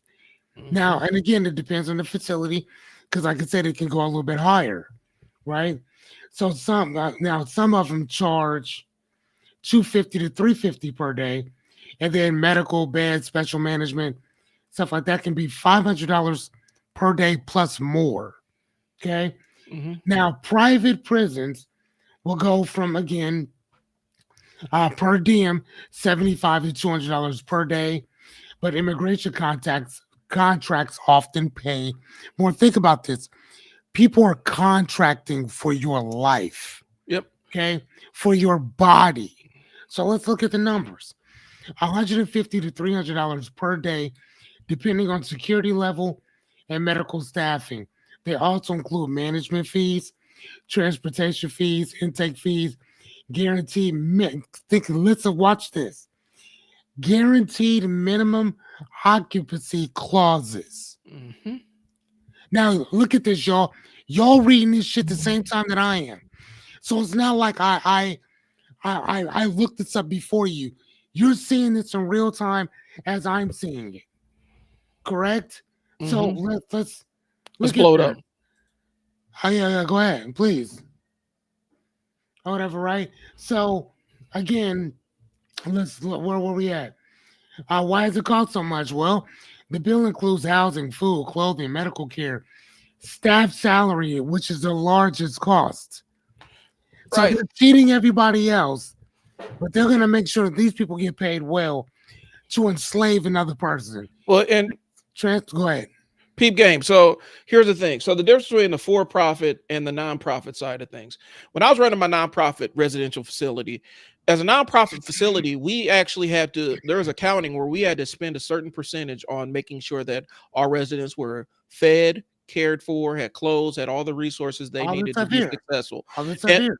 and we went above and beyond. Like, you know, there are a couple times where I ended up spending things out of my own pocket just because to do things with my kids, you know, to make sure that my kids had stuff. And it wasn't because there was lack of money. It was just because, hey, I'll take care of it. I don't want to put this on a budget line item, right? Okay. In a private prison, when you're a for-profit residential facility, your margins are everything. I'm talking cold business right here. I'm talking cold business right here. It's the same, and the same argument happens with retirement communities. So retirement communities fall under this too. When you're talking a for-profit model, you're going to try to expand those margins wherever you can. The first thing that gets cut is food. Next thing that gets cut is hygiene products, clothing, regular upkeep on the facility. All these things get slashed so that the shareholders can get the maximum amount of value, maximum amount of money for their investment. Right. And so when we're talking about this at a large scale, talking about this at a very large scale, a private prison that is currently an immigration center in a country that is in an administration that, and this is not an opinion, is rabidly anti-immigrant, like very, very anti-immigrant, where they don't even care the conditions that immigrants have to exist in. Okay. What do you think the inside of those prisons looks like? Where there's no oversight, where there's no federal oversight. They don't even care about abuses. They don't care about who they're hiring, because the private prison, they can pretty much hire anybody. They can use their own criteria. If there's going to be a state basis for it, they have to comply with the state laws, but they can hire anybody and they don't have to report anything. We just had a major thing at one of our youth centers. I just talked about it. That was completely covered up. This is a state-run facility. What do you think happens in the private ones? Right. Where these private ones know if this gets reported, this can affect our contract. So we'll just sweep it under the rug, or we'll just disappear this person. We'll transfer them somewhere else, or we'll say, oh yeah, they had a medical emergency that we couldn't address. And so they passed on. We have to be very careful about this side of where we're going with this. Because again, I said at the top of it, before we started this conversation, if you look at the numbers, prison population is down over the last couple of years. Where do you think they're making up the shortfall? I mean, dude, like when you look at the numbers here, bro, perspective scales or whatever, 1,000 detainees at $200 a day. And again, this is just 1,000. Look at the number here. That's $200,000 per day. That's $6 million per month, and that's $73 million per year. That's why detention contracts are extremely lucrative for private operators. Yep. So this isn't, and again, if you want more breakdown, I could break it down. Which companies get the highest per person, and again, cost for juveniles, which is much higher. Cost for solitary confinement, what ICE actually pays specific facilities near you. I It's mean, crazy. y'all, like this, if this is what we're doing to people. Like, but and again, this is also what happens when you don't consider people.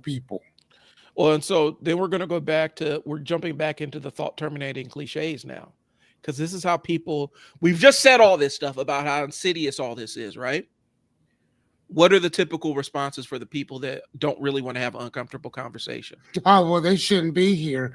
They were here illegally. Yeah. They were probably criminals. That they newborn children. Yeah. Newborns are criminals as well. Yeah. They got here illegally. They ran across the border. They were hiding here. They're criminals where they're from. Most Like, Americans, those- most people sitting in this country would not qualify to be a naturalized American citizen. They would, if they had to go through the immigration system, most Americans would not make it because No, it costs too much money. Hmm. They may or may not be from one of the countries that's prioritized. They may not be able to wait. So the thing is, they should have come here the right way. The right way means that most of the people that do go through the immigration system do not make it here. Either they don't have the money or they will not survive where they currently are. Hmm. And specifically, the population we're talking about was it El Salvador and stuff that we're seeing coming up through South America. We are responsible for destabilizing a lot of these regions because we wanted access to the resources. Why do you think we're at odds with Venezuela? You know what Venezuela has? You want to know what Venezuela has? What do they have? Oil. They got a lot of oil. Really? Nigeria. We're riffing with Nigeria. We're threatening to send in troops to Nigeria. You know what Nigeria has? Oil. So when we say, oh, they should have come here the right way, oftentimes the right way means, think about it like this. If you were in a country and you knew that staying in this country, there was a good chance that you and your family weren't going to make it another 2 months without being captured, tortured, and killed. How long are you staying in that country? I mean, it's like, yeah, no, you gotta go. The next day I'm gone. I don't care what I face going to it. And understand, there's a swath of Central America that is literally impassable. You can't drive trucks through there, and it's one of the most dangerous stretches to navigate on foot in the world. And people are braving that. Either they're going around it in boats or they're trying to walk through it. They're doing that to get here. Why would they be doing that? You think it's because it's so great? It's so great scrambling for jobs and stuff when you get here? No, their lives are in danger. And so when we say they should have come here the right way, for a lot of people, and for a long time, there's a racial quota on this too. If you didn't pass the brown paper bag test, you wasn't going to get in this country. And I would imagine that they probably quietly reinstituted that racial thing, because you look at some of the prioritized countries, you're looking at like European countries and stuff like that. Okay. So when we say thought terminating cliches, we're talking about they should just come the right way. If they don't like it, they can go back. I've been told to go back to Africa multiple times just because I'm black and have an opinion online. Where am I going to go? Right. Y'all brought me here. I mean, my family was mostly through Kentucky. Now again. Yeah. Which country? Yeah. What country am I going to? Like which countries you gonna go to? What region? Because even then, my ancestors weren't necessarily from a country; they're from a region. Right, Does that region even exist? Within within a certain country. So what country, what region? That's almost like you should go back to America. Perfect. Which state? Are we talking about North? Are we talking about South? Well, where in America? Just go back. We're a nation of laws. Where? I Right. would love to, but where do I go to Omaha? Do I go to California? Do I go to Mississippi? Do I go to New York? Do I go to Arkansas? Like which part of? I mean, my family comes out of out of St. Louis and California. Hmm. So which one? Pick I, one. my family, Perfect. But which where in California? right. Where in you know what I'm saying? Like there's so many nuances to this that it's kind of like, bro, y'all should shut the fuck up. Well, and a lot of it is like, the other one I'm running down the list of thought terminating cliches regarding this immigration thing. Like, we're a nation of laws. Are those laws applied ethically? Are they evenly enforced? Even your most cynical person will tell you that the laws in this country are not applied evenly. No, not at all. My family did it legally, so can they. All right. So what were the immigration laws back in 1900? Right. Yeah, they didn't have any. Right. And were how many people from, let's just pick, let's say how many people from Sudan were allowed in the country in 1900, allowed Right. to legally immigrate. I And mean, yeah. considering that Texas and California was Mexico, we just decided that they're the United States. Hmm. Those people actually, they are on their ancestral land. They might just be returning back home. Yeah. We need to take care of our own first. Stops the conversation defining who our own is. Because for me, my version of our own looks different than your version of our own, and your version of our own, and your version of our own. And we're assuming that there is a limited amount of money and resources when we know there's really not in this country. It's just who has money and access to it. Okay. Mhm. They're taking the jobs Americans don't want. Yeah, whatever. They're taking our jobs. Okay. A lot of these are just meant to stop a conversation. That's what the concept is. A thought terminating cliche. It's meant to stop your thought right here. It's a cliche that stops you from talking and engaging. And so let's jump down to See, now, hold on though. But here's the thing. Maybe that's what it is on from their side of things. But then what happens if you know that that's not necessarily the case? So you say, well, what do you mean by that? And then it was like, like we have here, we have to protect our borders. Okay, perfect. So this ends the discussion by invoking security rather than explaining policies and outcomes of humanitarian realities, right? So we can talk about these things, we can discuss them. Perfect. Okay, I love that idea. mm-hmm. But if I say that and I'm just trying to get this conversation to stop, technically I shouldn't say that, or I'm betting that I can say that my fact and that you're not going to have a rebuttal for what comes out of my mouth. You're hoping. So then we're both sitting there and talking about something that for the most part neither one of us really knows. Because like I told you before, when that was brought up to me, I'm a black dude, but I never really think about, like, I didn't really think about the nuances of and the small little statues of detail in that argument.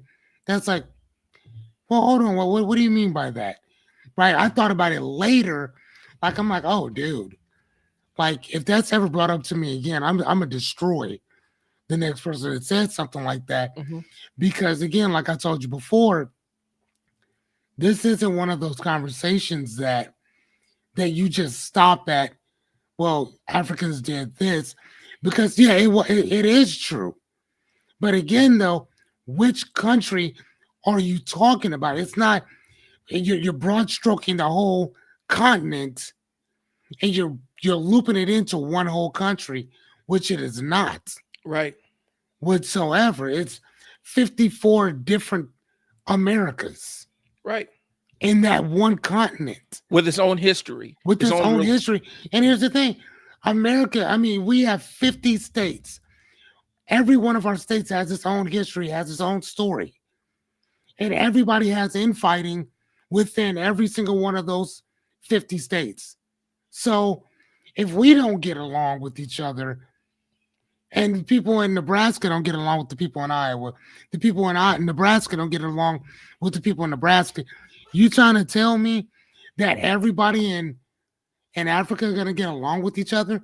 Most of them have never heard of each other. They they they may understand that there's 54 different countries, but that's it. When I talk to some dudes from Africa, they're like, number one, I've never seen a lion before. I've never seen a tiger before. Y'all think Africa's a zoo. I ain't never seen any of this, which led me to believe that how many people live in America who've never seen Statue of Liberty? Right. I've never seen it. I've never seen the Hollywood sign either. Never seen it. And I live in this country. I've never seen it. I've never seen the Grand Canyon. I've never seen the Niagara Falls. All these things are in this country, and I've never seen it. Well, peep game. So we talk about Africa. People think Africa is just like just a big jungle or whatnot. Lagos, Nigeria is bigger than New York City. It has a bigger population. Mm-hmm. You know what I'm saying? The estimates have, New York City's population is estimated to be around 20 million. And I'm not even going to read the AI one. I'm not reading the AI response. I'll go get the actual numbers. But Lagos, Nigeria, if I'm not mistaken, has a larger population than New York City. Like, I mean, right, but bro, can I say something more, real fast? Yeah. No, go ahead, go. I'm gonna show y'all. It's you know what I'm saying. Well, now and that's what I'm saying. It depends on what numbers we're looking at, because if you go to Wikipedia, they're lowballing it. But if you go on the online version, they're saying, well, Lagos, Nigeria is bigger than New York City. This is why we check sources here, because they're saying Lagos, Nigeria can anywhere between 15.4 million to 23 million people. That's a pretty big variation. And New York's population is around 20 million people. But what we're saying is, when you make the assumption that Africa is just jungles and all this other stuff, there's a good chance that the main city in Nigeria is bigger than the city that you live in. Yeah. I mean, so look at this. So the population of Africa is approximately 1.5 billion. Right. 1.5 billion. So let me explain to you guys just how big this is. There's how many people do we have in the U.S.? Like, let's say 380 million. I think it's 380 some odd million. No, it's not even that. Not even close. Hold on. 140. Okay. So you're about 40 million off. So again, this is how many people we have in the U.S., right? So that means that Africa has 1, 2, 3. They have 3 or 4 times more people in Africa than we do here in the U.S. That means that you can fit the United States in Africa and then double the amount of people that you have, and it still wouldn't be as many people as Africa has. Right. And it still wouldn't be as vast as Africa is. So yeah, it's easy to be like, yeah, all these people stole millions of people because we already had billions of people over there. Let me show you something real quick. Millions, it was hundreds of millions at that particular time. Go ahead. I need to pop this up on the screen because people don't quite understand this. Go ahead. So this is a website called True Size Of. I need to get these things off. Oh yeah. I love that. So True Size Of actually shows the actual size of countries. Okay. I want y'all to see this.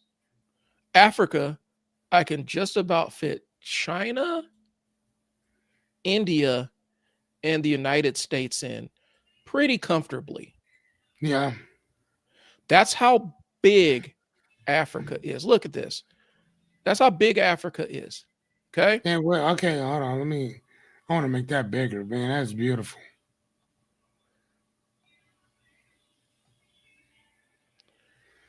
Okay. You blow it up. Yeah.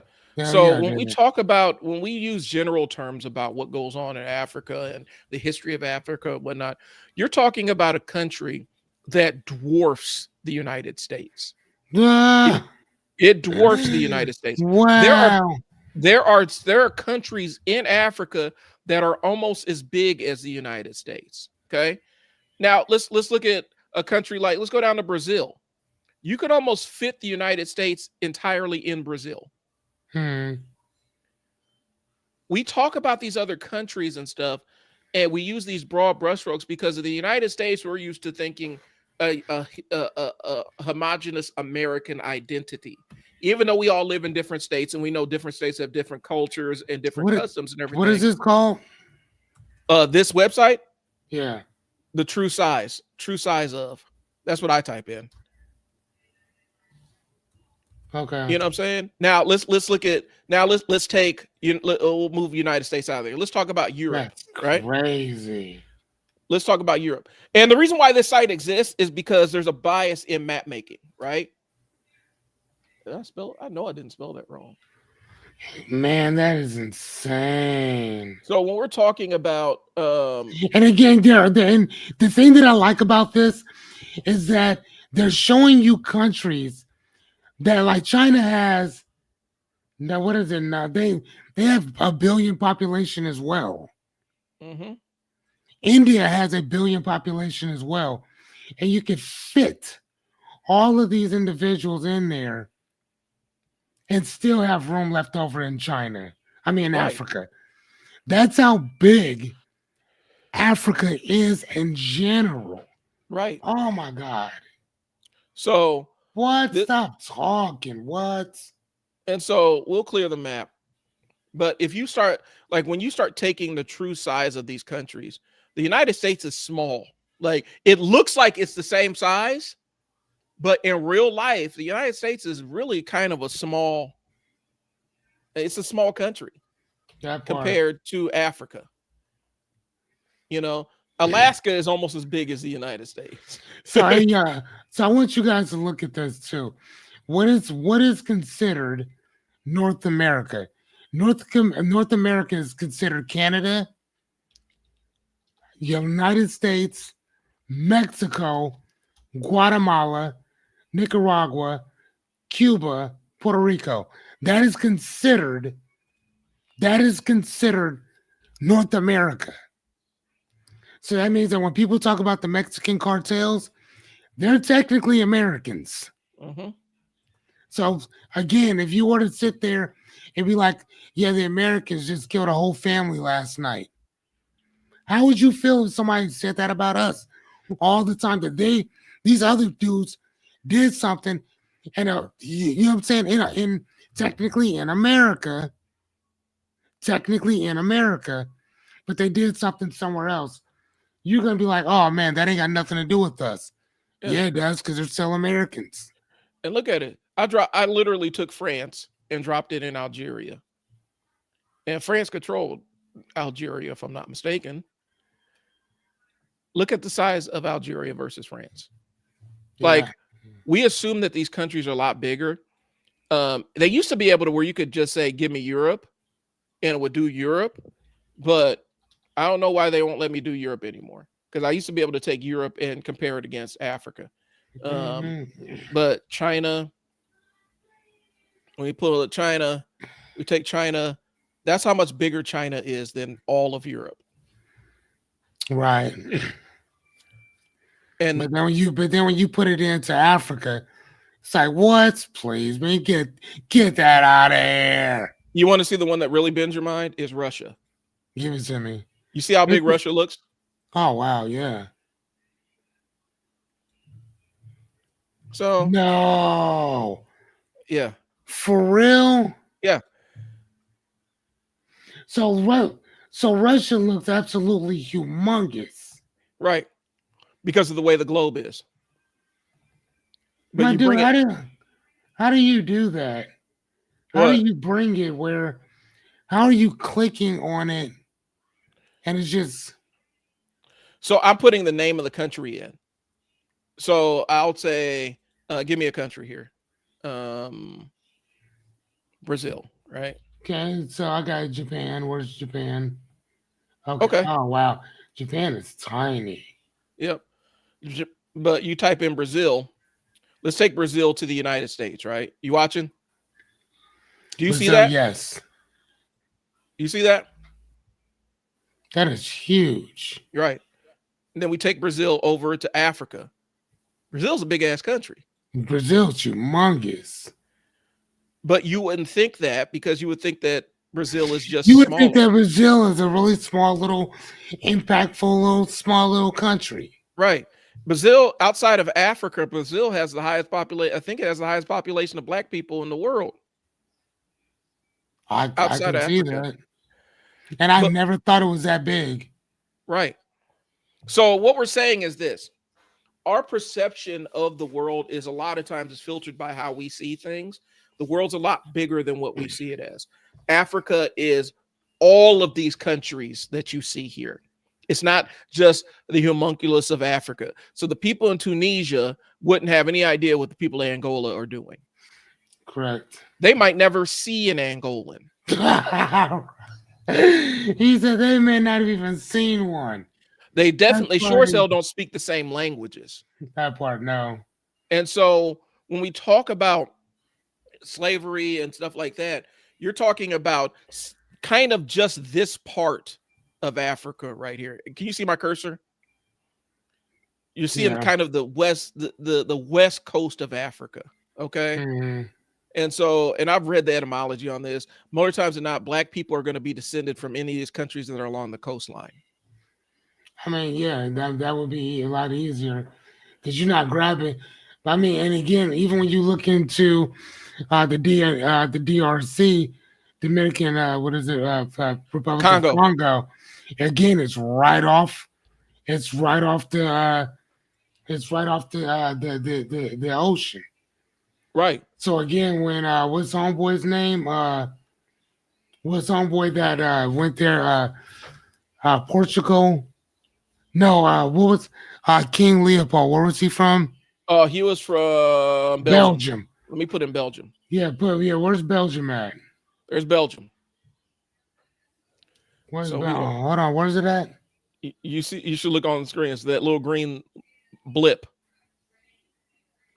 That's so crazy that little ass country, that little ass dude, Belgium. I know. I'm just looking at where did you find Belgium at? I just typed in Belgium. Oh, damn, okay.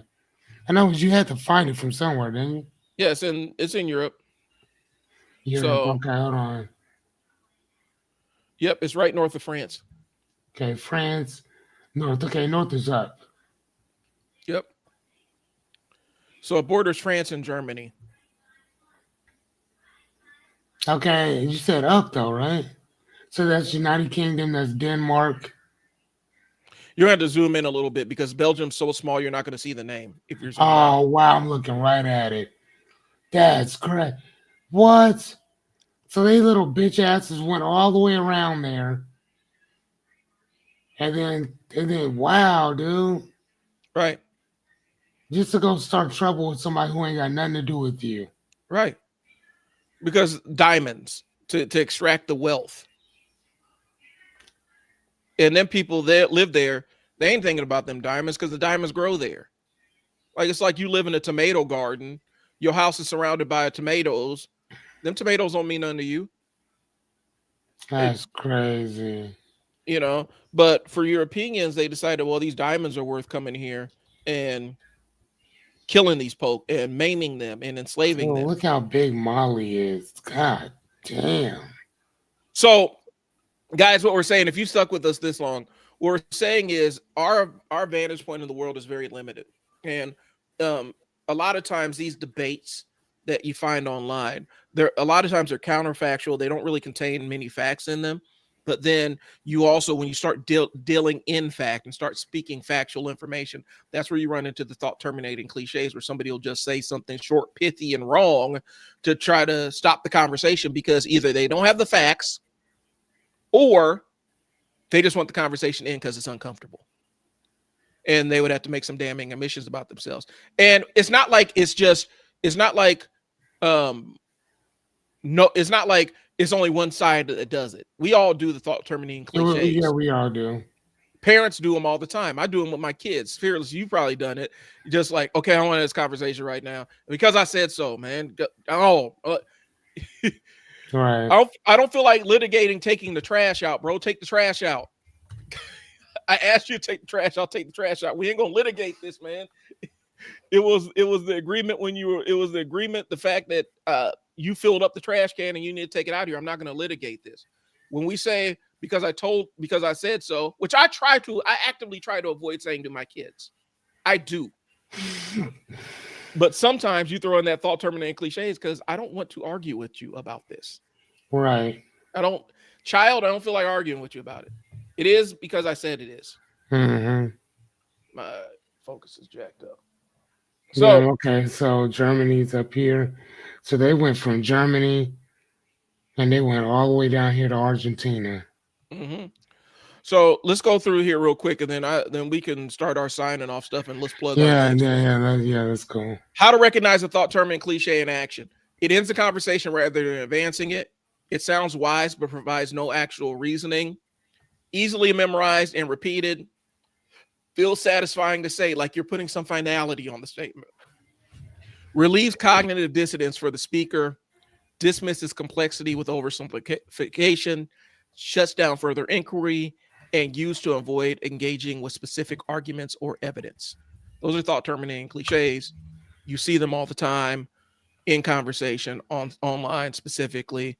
People will even jump into a thread of conversation that is happening between other parties and throw out a thought terminating cliche. Mm-hmm. I don't understand the purpose of it. The conversation was happening without you. You're jumping in to try to stop it. But the conversation would have continued without your knowledge anyway. We don't need your permission to have this conversation. Right. But we see them all the time. And so that's what we're talking about. And a lot of times when we're talking about misinformation always comes bundled with a thought terminating cliche because they'll say something that's wrong and then throw a thought terminating cliche in so that you don't have to dig into it. Ergo, the slavery, Africans sold each other into slavery. And then that's a thought terminating cliche in and of itself because they're saying we don't want to talk about the triangle slave trade in this country and how there was nothing like it ever in the history, in the theater of the world. Nobody, the entire institution of slavery, nobody had ever seen anything like chattel slavery in the United States. No, I mean, even with it's an uncomparable system. No. And then, and again, it's still a system in place specifically for that. I mean, again, going back to your question of, 850 credit score versus everything else. Again, I have an 830 credit score, but that doesn't mean shit. Yeah. Like, I mean, I could tell you, again, I could buy whatever I want, but again, without the cashola that goes along with that, that credit score don't mean a goddamn thing. Nothing. Well, okay, I'll throw this. Nothing. Shit, matter of fact, here's the thing. I don't want people thinking I'm lying about anything. I believe that whatever comes out your mouth, you should be able to show and prove everything that you're discussing. Everything. Give me 1 second. Hold on. Give me one. All right. Give me 1 sec. Let me show you this. And I had a thought that just escaped me, but it was about thought terminating cliche. It was going to be awesome, and I can't remember what it was. Yeah. Okay. Here, can I go for it? I don't know. Can y'all hold on? Nope, because this is gonna camera's not focusing on. Yeah, the camera's not gonna focus, and I got that thing on or whatever, so it's just gonna do the thing. So here, this is what I'll do. Watch this. I'll just here, boom, hold on. Camera. Okay, where's my God, I hate this camera sometimes. Okay, here we go. What are we doing? We are going to what are we doing? Okay, we're going to put it up there. Get it on my little computer. Okay, sending it. Thank you. Pop. Double click. Okay, there we are. I'll put it over here. I'll minimize these. Give me 1 sec, people. Let me show you. Okay. Hold, please.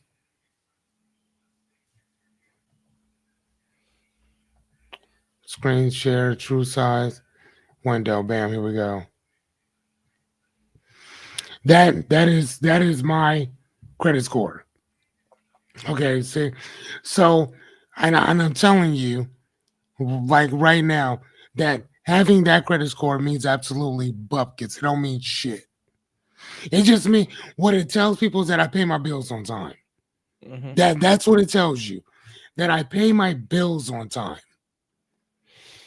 Okay, that's what it says to you, right? But it does now. Does it say anything else? No, not whatsoever. No. And that's what, and the idea of it is, again, when we see the misinformation, people throw it out there so that they don't have to have the conversation. Realistically, it's about not having the conversation, because it's something they're basically trying to prevent you from discussing a thing that they are not equipped to discuss with you, in whether they're not emotionally, intellectually, time wise, whatever. It's literally just a pithy little statement you throw out there to shut all the other stuff down. And so people can use any number of things to be thought terminating cliches. We're talking about the misinformation side of social media. Mm-hmm. And it's kind of reinforced because we speak in sound bites, we speak in memes, we communicate in thought terminating cliches a lot on social media. And so debates are kind of cooked on this platform. It's really interesting to see people that have these TikTok channels, because you can tune into TikTok live and literally argue with people. And it's really interesting to see how now we are actually having people dial in and argue with folks on these things. And you see how rapid fire some of these thought terminating cliches come out. And some of the better debaters just power straight through them. They'll mute somebody and say, "You're trying to shut the conversation down, so I'm gonna mute you and I'm gonna say what I need to say." Mm-hmm. So that's what we got, guys. I had an incredible thought about this stuff and it completely escaped me. So we're going to go ahead and move on. So what we have here is up at the top, guys. I think this is mine. I have a stand store. Fearless has a stand store. Still have not figured out how to put both of these on the screen at the same time. Is this one yours? Yep. This one's mine. This stand store, it's all my marketing tools. And so I'll click on it if I can get it to open up, just so you guys could see what I have in store for there. I'm shutting down my marketing agency to teach y'all how to create content and market yourselves. And the reason why I'm taking that stance, that kind of extreme stance, is if I keep my marketing agency open, then I start taking all kinds of other work. And I don't want to take all kinds of other work. I want to teach y'all how to do this stuff yourself, because I see more value in showing you how to market yourself and how to record your own content. And so right now I have my school community up and running. If you want to learn how to record yourself for business and learn some copywriting stuff, there's some tools in there to help you figure out what content you need to create and all kinds of other stuff. It's in my school. It's in my paid school community. But I'm going to show you what's in my stand store here. And then Fearless, I'm going to show yours here in a second. All right.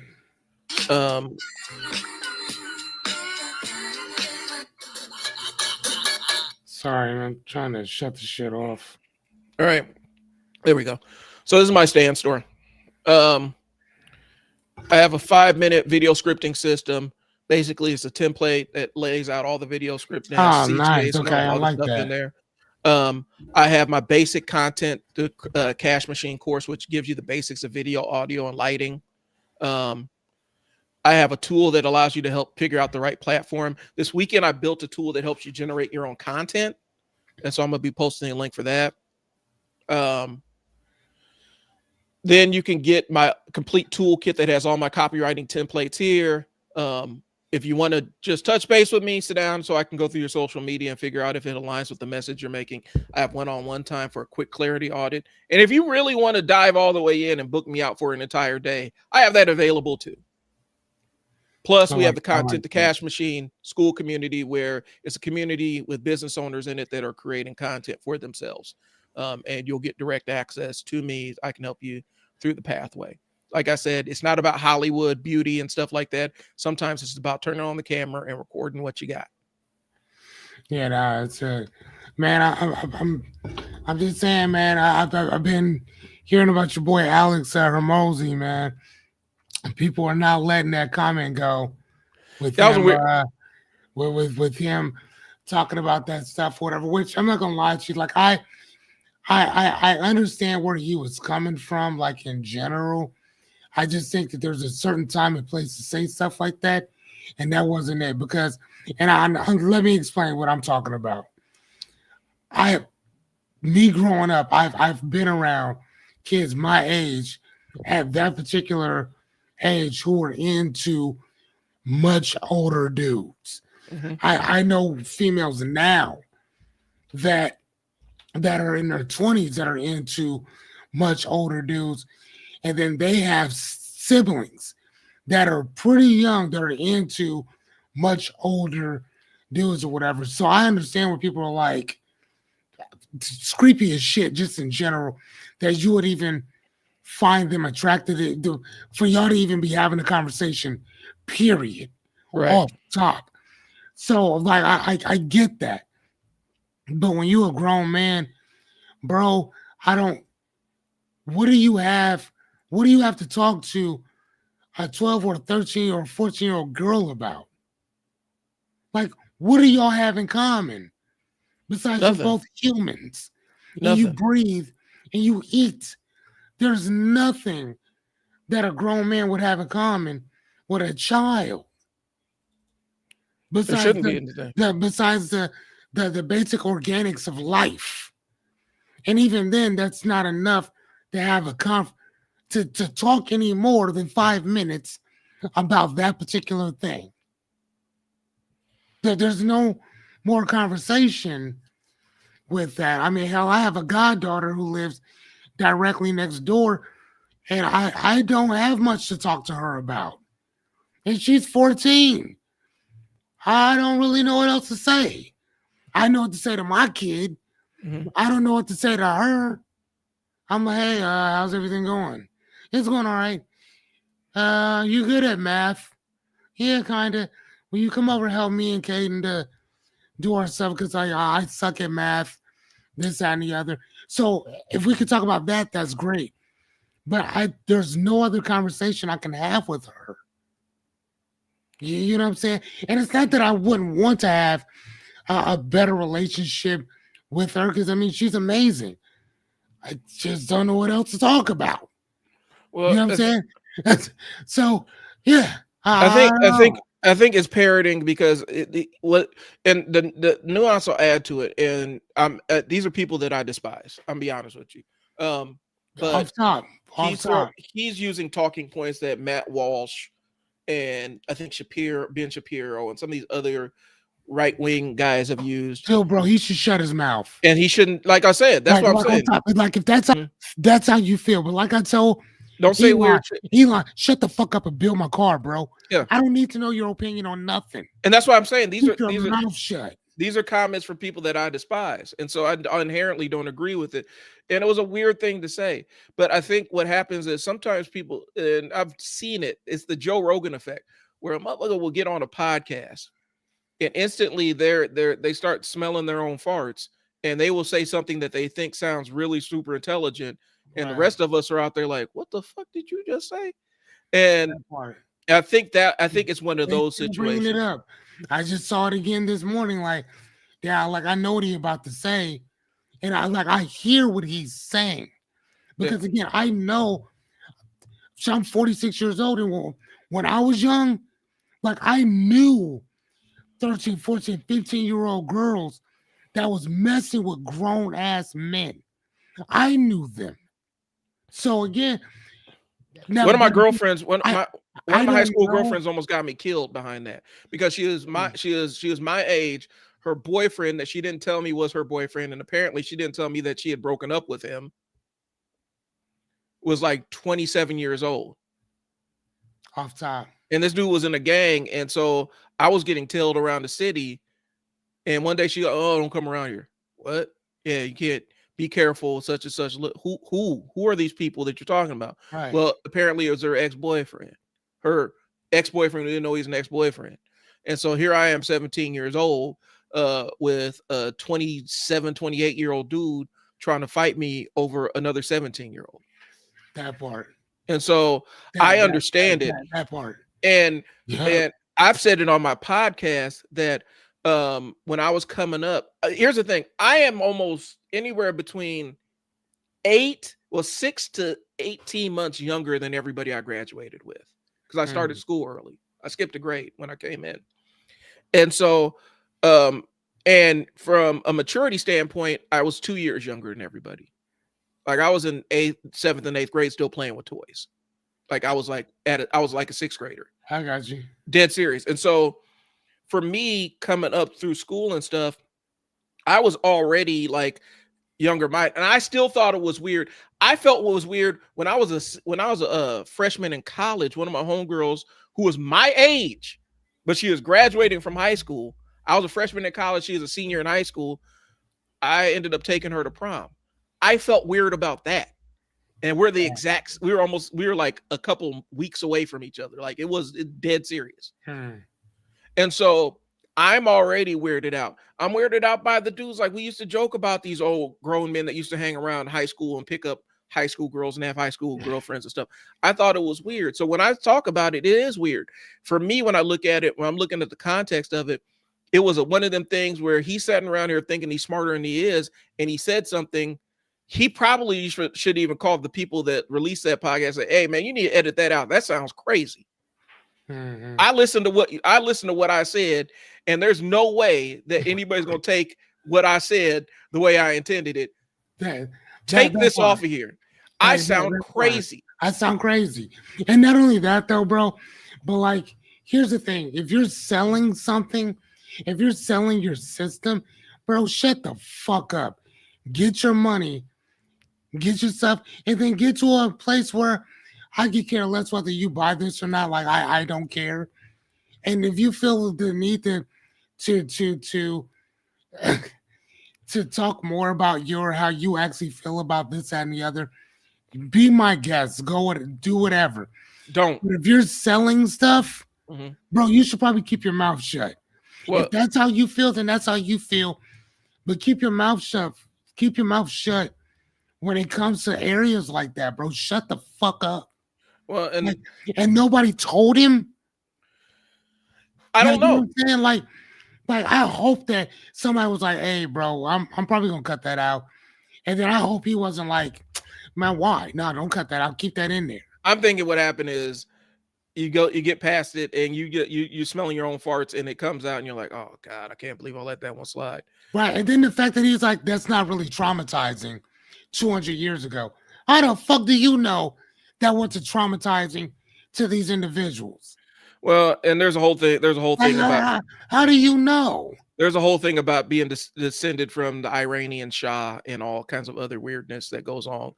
That historically, yeah, that's what the entire thing is. I don't want to get too far into it, but there's different ideas about that when you are related to royal lineages, because there's a lot of intermarrying and weird shit that goes on in these royal families. No, it's like, oh no, it's okay. That people are gonna be fine with it. Nah, we're good.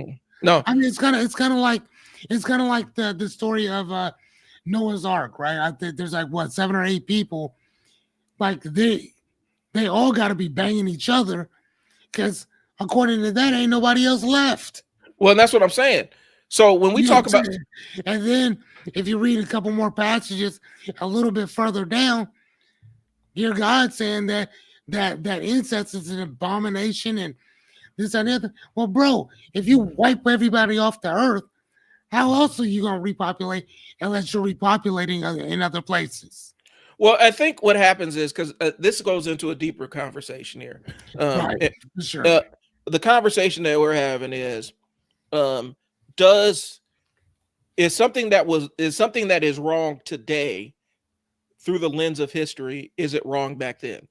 And as a Black person, I'm going to say yes, because typically that is used as a rationalization to rationalize slavery in America. Yeah. Well, that's just a sign. That's what they were doing at the time in the country. You can't hold them accountable. Well, actually I can, because here, this person were willing to spill blood about ending slavery. So apparently they took it that seriously. There was a moral argument for it. Oh, shit. Hold on. Keep talking. Keep talking. And so I don't necessarily believe that, but there is this weird, and I don't know, I don't want to necessarily attribute it to right wing, but that's typically where I hear that conversation, where we try to take horrors of history and try to distill them through, well, I mean, that's just what they were doing at the time. You need to understand that. No, the fuck I don't. I don't need to understand what's wrong now is wrong then. But there are people that do that. And that's what I think the rabbit hole that he went down, because I think it is a very right-wing kind of thing, because they do it with the destruction and genocide against Native Americans too. Well, you just need to understand what Andrew Jackson, how he was thinking about and what the country was. No, I don't. Right. Because people who lived during Andrew Jackson's time thought that he is a vile and reprehensible human being. Mm-hmm. They thought he is contemptible. They thought he's an awful person because of what he was doing. So, you're saying, well, this was right back then, but here it is not. I don't necessarily believe that, and so, but I feel like that is kind of a right-wing talking point, especially when we talk about revisionist history. Right. You know what I'm saying? Because if it was just, if we're looking at it like, well, American slavery was just a product of its time, then how do you explain John Brown? How do you explain all these abolitionists that were willing to lay down and die alongside formerly enslaved people and spill blood to end the institution? How do you explain the support that was going to some of these maroon communities where, these are escaped slave communities in South Carolina and stuff, where they were literally raiding plantations. If it was just all right with everybody and just how things were, they wouldn't be raiding no plantations and liberating enslaved people. Mm-hmm. And so when we have these conversations, I think we remove the nuance so that the person that would have been in the seat of the transgressor or the oppressor, it sanitizes the action of what they're trying to defend. I hope that made sense. No. Okay, so what I want to do right quick, I want to show you guys something. Everything you just said. So this right here is called the Negro Bible. Okay, I want to make sure that you guys see this here for those who are watching from another standpoint. This right here is called the Negro Bible, and I'm gonna read something to you real fast. So, servants, be obedient to them that are your masters. In their attempt to eliminate all verses that could plant the seed of a rebellion in the minds of the slaves, about 90%, hear me, about 90% of the Old Testament and 50% of the New Testament was deleted. In the Standard Protestant Bible, there are 89 chapters, but the Bible given to slaves contained only 232 chapters. Absent from that Bible were olive palms, which express hope that God delivers people from oppression, and the entire book of Revelations. In the slave Bible, the book of Exodus excludes the story of rescue of the Israelites from slavery in Egypt, which is the story that gives the biblical book its title, right? The Bible, right? Mm-hmm. But the Bible also includes Exodus chapter 19 and 20, where God appeared on the mountain and gave his laws, the 10 commandments, or whatever. So there were certain things that they left in there intentionally. But again, out of 1,100 chapters, the slaves were only given 232. So right. Let me explain to you when people say that, well, that's what they were doing then. They knew what they were doing then was wrong. Right. Because if that was okay, you'd have gave them the whole entire Bible. You wouldn't have split shit in half. You wouldn't have needed to. Exactly. If God said this was right, if God said that accept your lot in life, give him the book. We ain't changing nothing. Here you go. Take it. But the fact that you took out so much information, 90% of the Old Testament, think about that, 90% of the Old Testament, 50% of the New. Come on, dude. Like you did. So you knew you were wrong. Mm-hmm. You knew that was wrong. Like I said, you there would be no such thing as a slave Bible. It'd just be the Bible, and that's it. Now, unfortunately, for people like me who love to read, I have I have multiple sets of Bibles, and I don't just mean King James. I'm also talking about the Tinsdale Bible. I'm talking about the one that was actually used in order to write the King James version. I have about five. I think I have 5 or 6 different sets of Bibles. I even have The Code of Hammurabi. Like, come on, man. I even got, matter of fact, shit. I could tell you. I could show you. Man, stop. Everything up above me right there is all philosophy and religion. Here's another one: the Complete Ethiopian Bible, which you know what this one has? This one has all of the book of who was the Metatron, Miss I Miss don't know that. Anya? Who was the Mesopotamia. Enoch. Yep. He was once a normal man. Yes, he was once a normal man. Even my good buddy over here, Anya, will tell you that that's what that was. So the book of Enoch is in there. The book of Enoch isn't in any King James version because it was what was it? It was it was cut out. They didn't put Omitted. It was omitted in that particular book. Now think about it. You can't have the Bible without having the book of Enoch in it. You can't have it. Like it doesn't make any sense. When you put the book of Enoch in there, read the book, read those 4 books. Read the 4 books of Enoch and you'll see what I'm talking about. The books are amazing. I love them personally. And I've read all 4. But here you go. Bam. I'm just telling you, this was an amazing book in general, and it has all that stuff in there. Yeah, so again, I'm one of those guys who loves to read.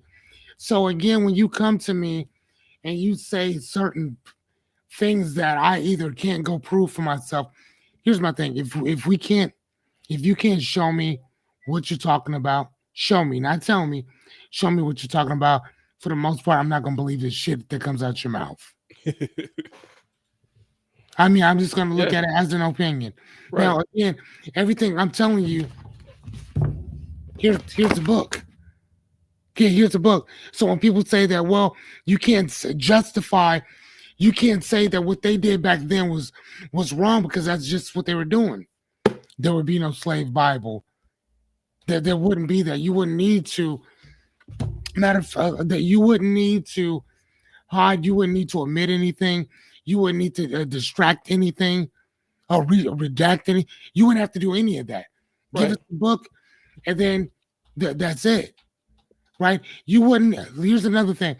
If everything were free and y'all was better than us, there would be no such thing as the civil rights movement. Right. Because you're better than me. There would be no reason that for redlining because you're better than me. There's no reason for a home loan because you're better than me. There's no reason to destroy some other person if God said you were better than me. There's nothing I can do if you were better than me to uphinge you. If we were playing a game of Monopoly and God just kept giving you the money and land, there's nothing I can do about that, right? Right. So then why would you make laws that would make sure that I stayed a 5th and 6th class citizen? Yeah. Just saying.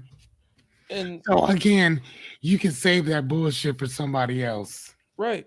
The idea that moral, like there's a time limit on what's considered moral and immoral. I'm just saying, look at these books. I'm telling you, get this book. Get this.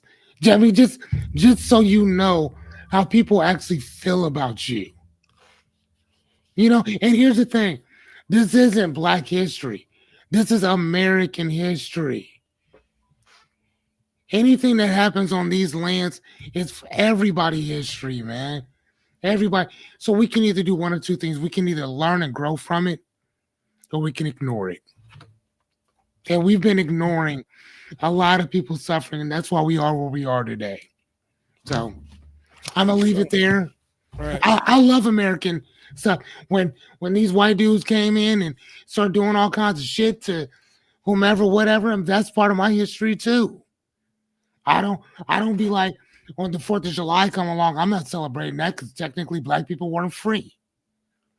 So by definition, I wouldn't celebrate that.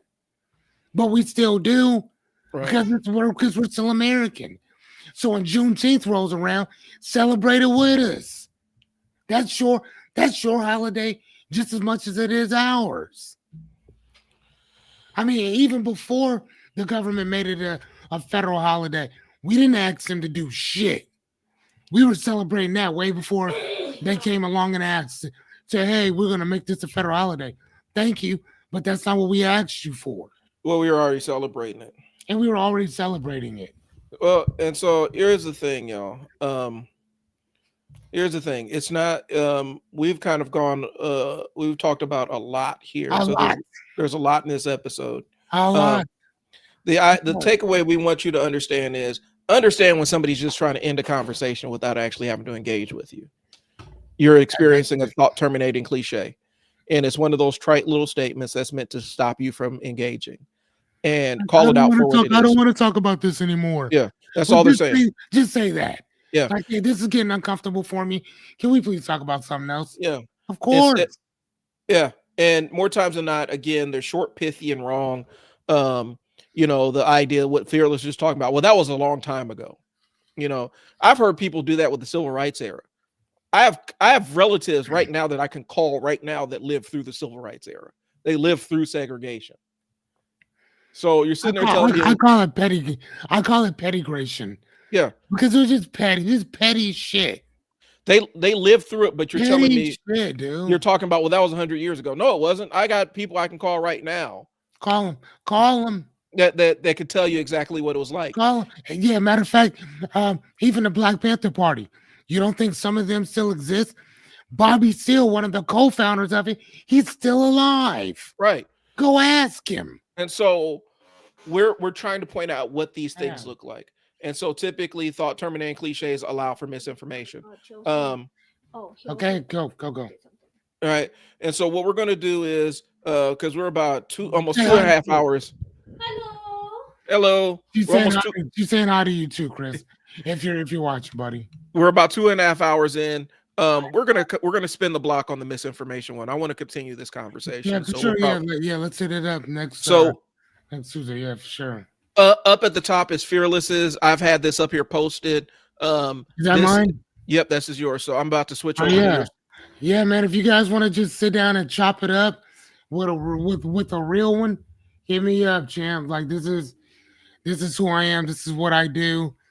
Yeah, man. Hit me up, man.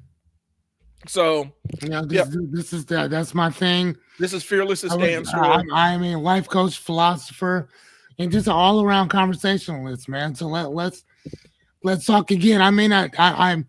If you're calling me to talk, then more than not, I'm going to probably listen, ask some questions, and probably try to help reframe your thinking a little bit. But for the most part, man, hit me up if you just want to talk.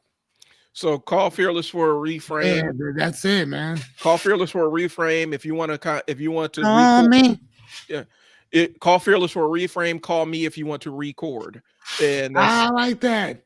Yeah, I like that. I love that. There it is. And so that's what we got, guys. That's what I was talking to Brian about last week. Is getting his thing out there about recording, man, because he's such a he's a Yoda out here when it comes to helping people get on that camera and just start recording their information. And so I really wanted to make sure that he focused on that one thing. So, but so I need to take this. Go ahead and keep going. Yep. And so we made my first sale last week on this. And so I'm looking to make more. Whoa, I want to what's get you guys going on, started. Spencer? I want to get you guys started recording. So that's all I got. We're going to get you guys Oh, next we're week. doing We've been this. on this thing Oh, for a okay. minute. So we're Right going to here, go ahead and play the yeah. intro and we'll check you out. Talk to you later. It's been Trial and Error, Fearless and Brian. We're Peace. going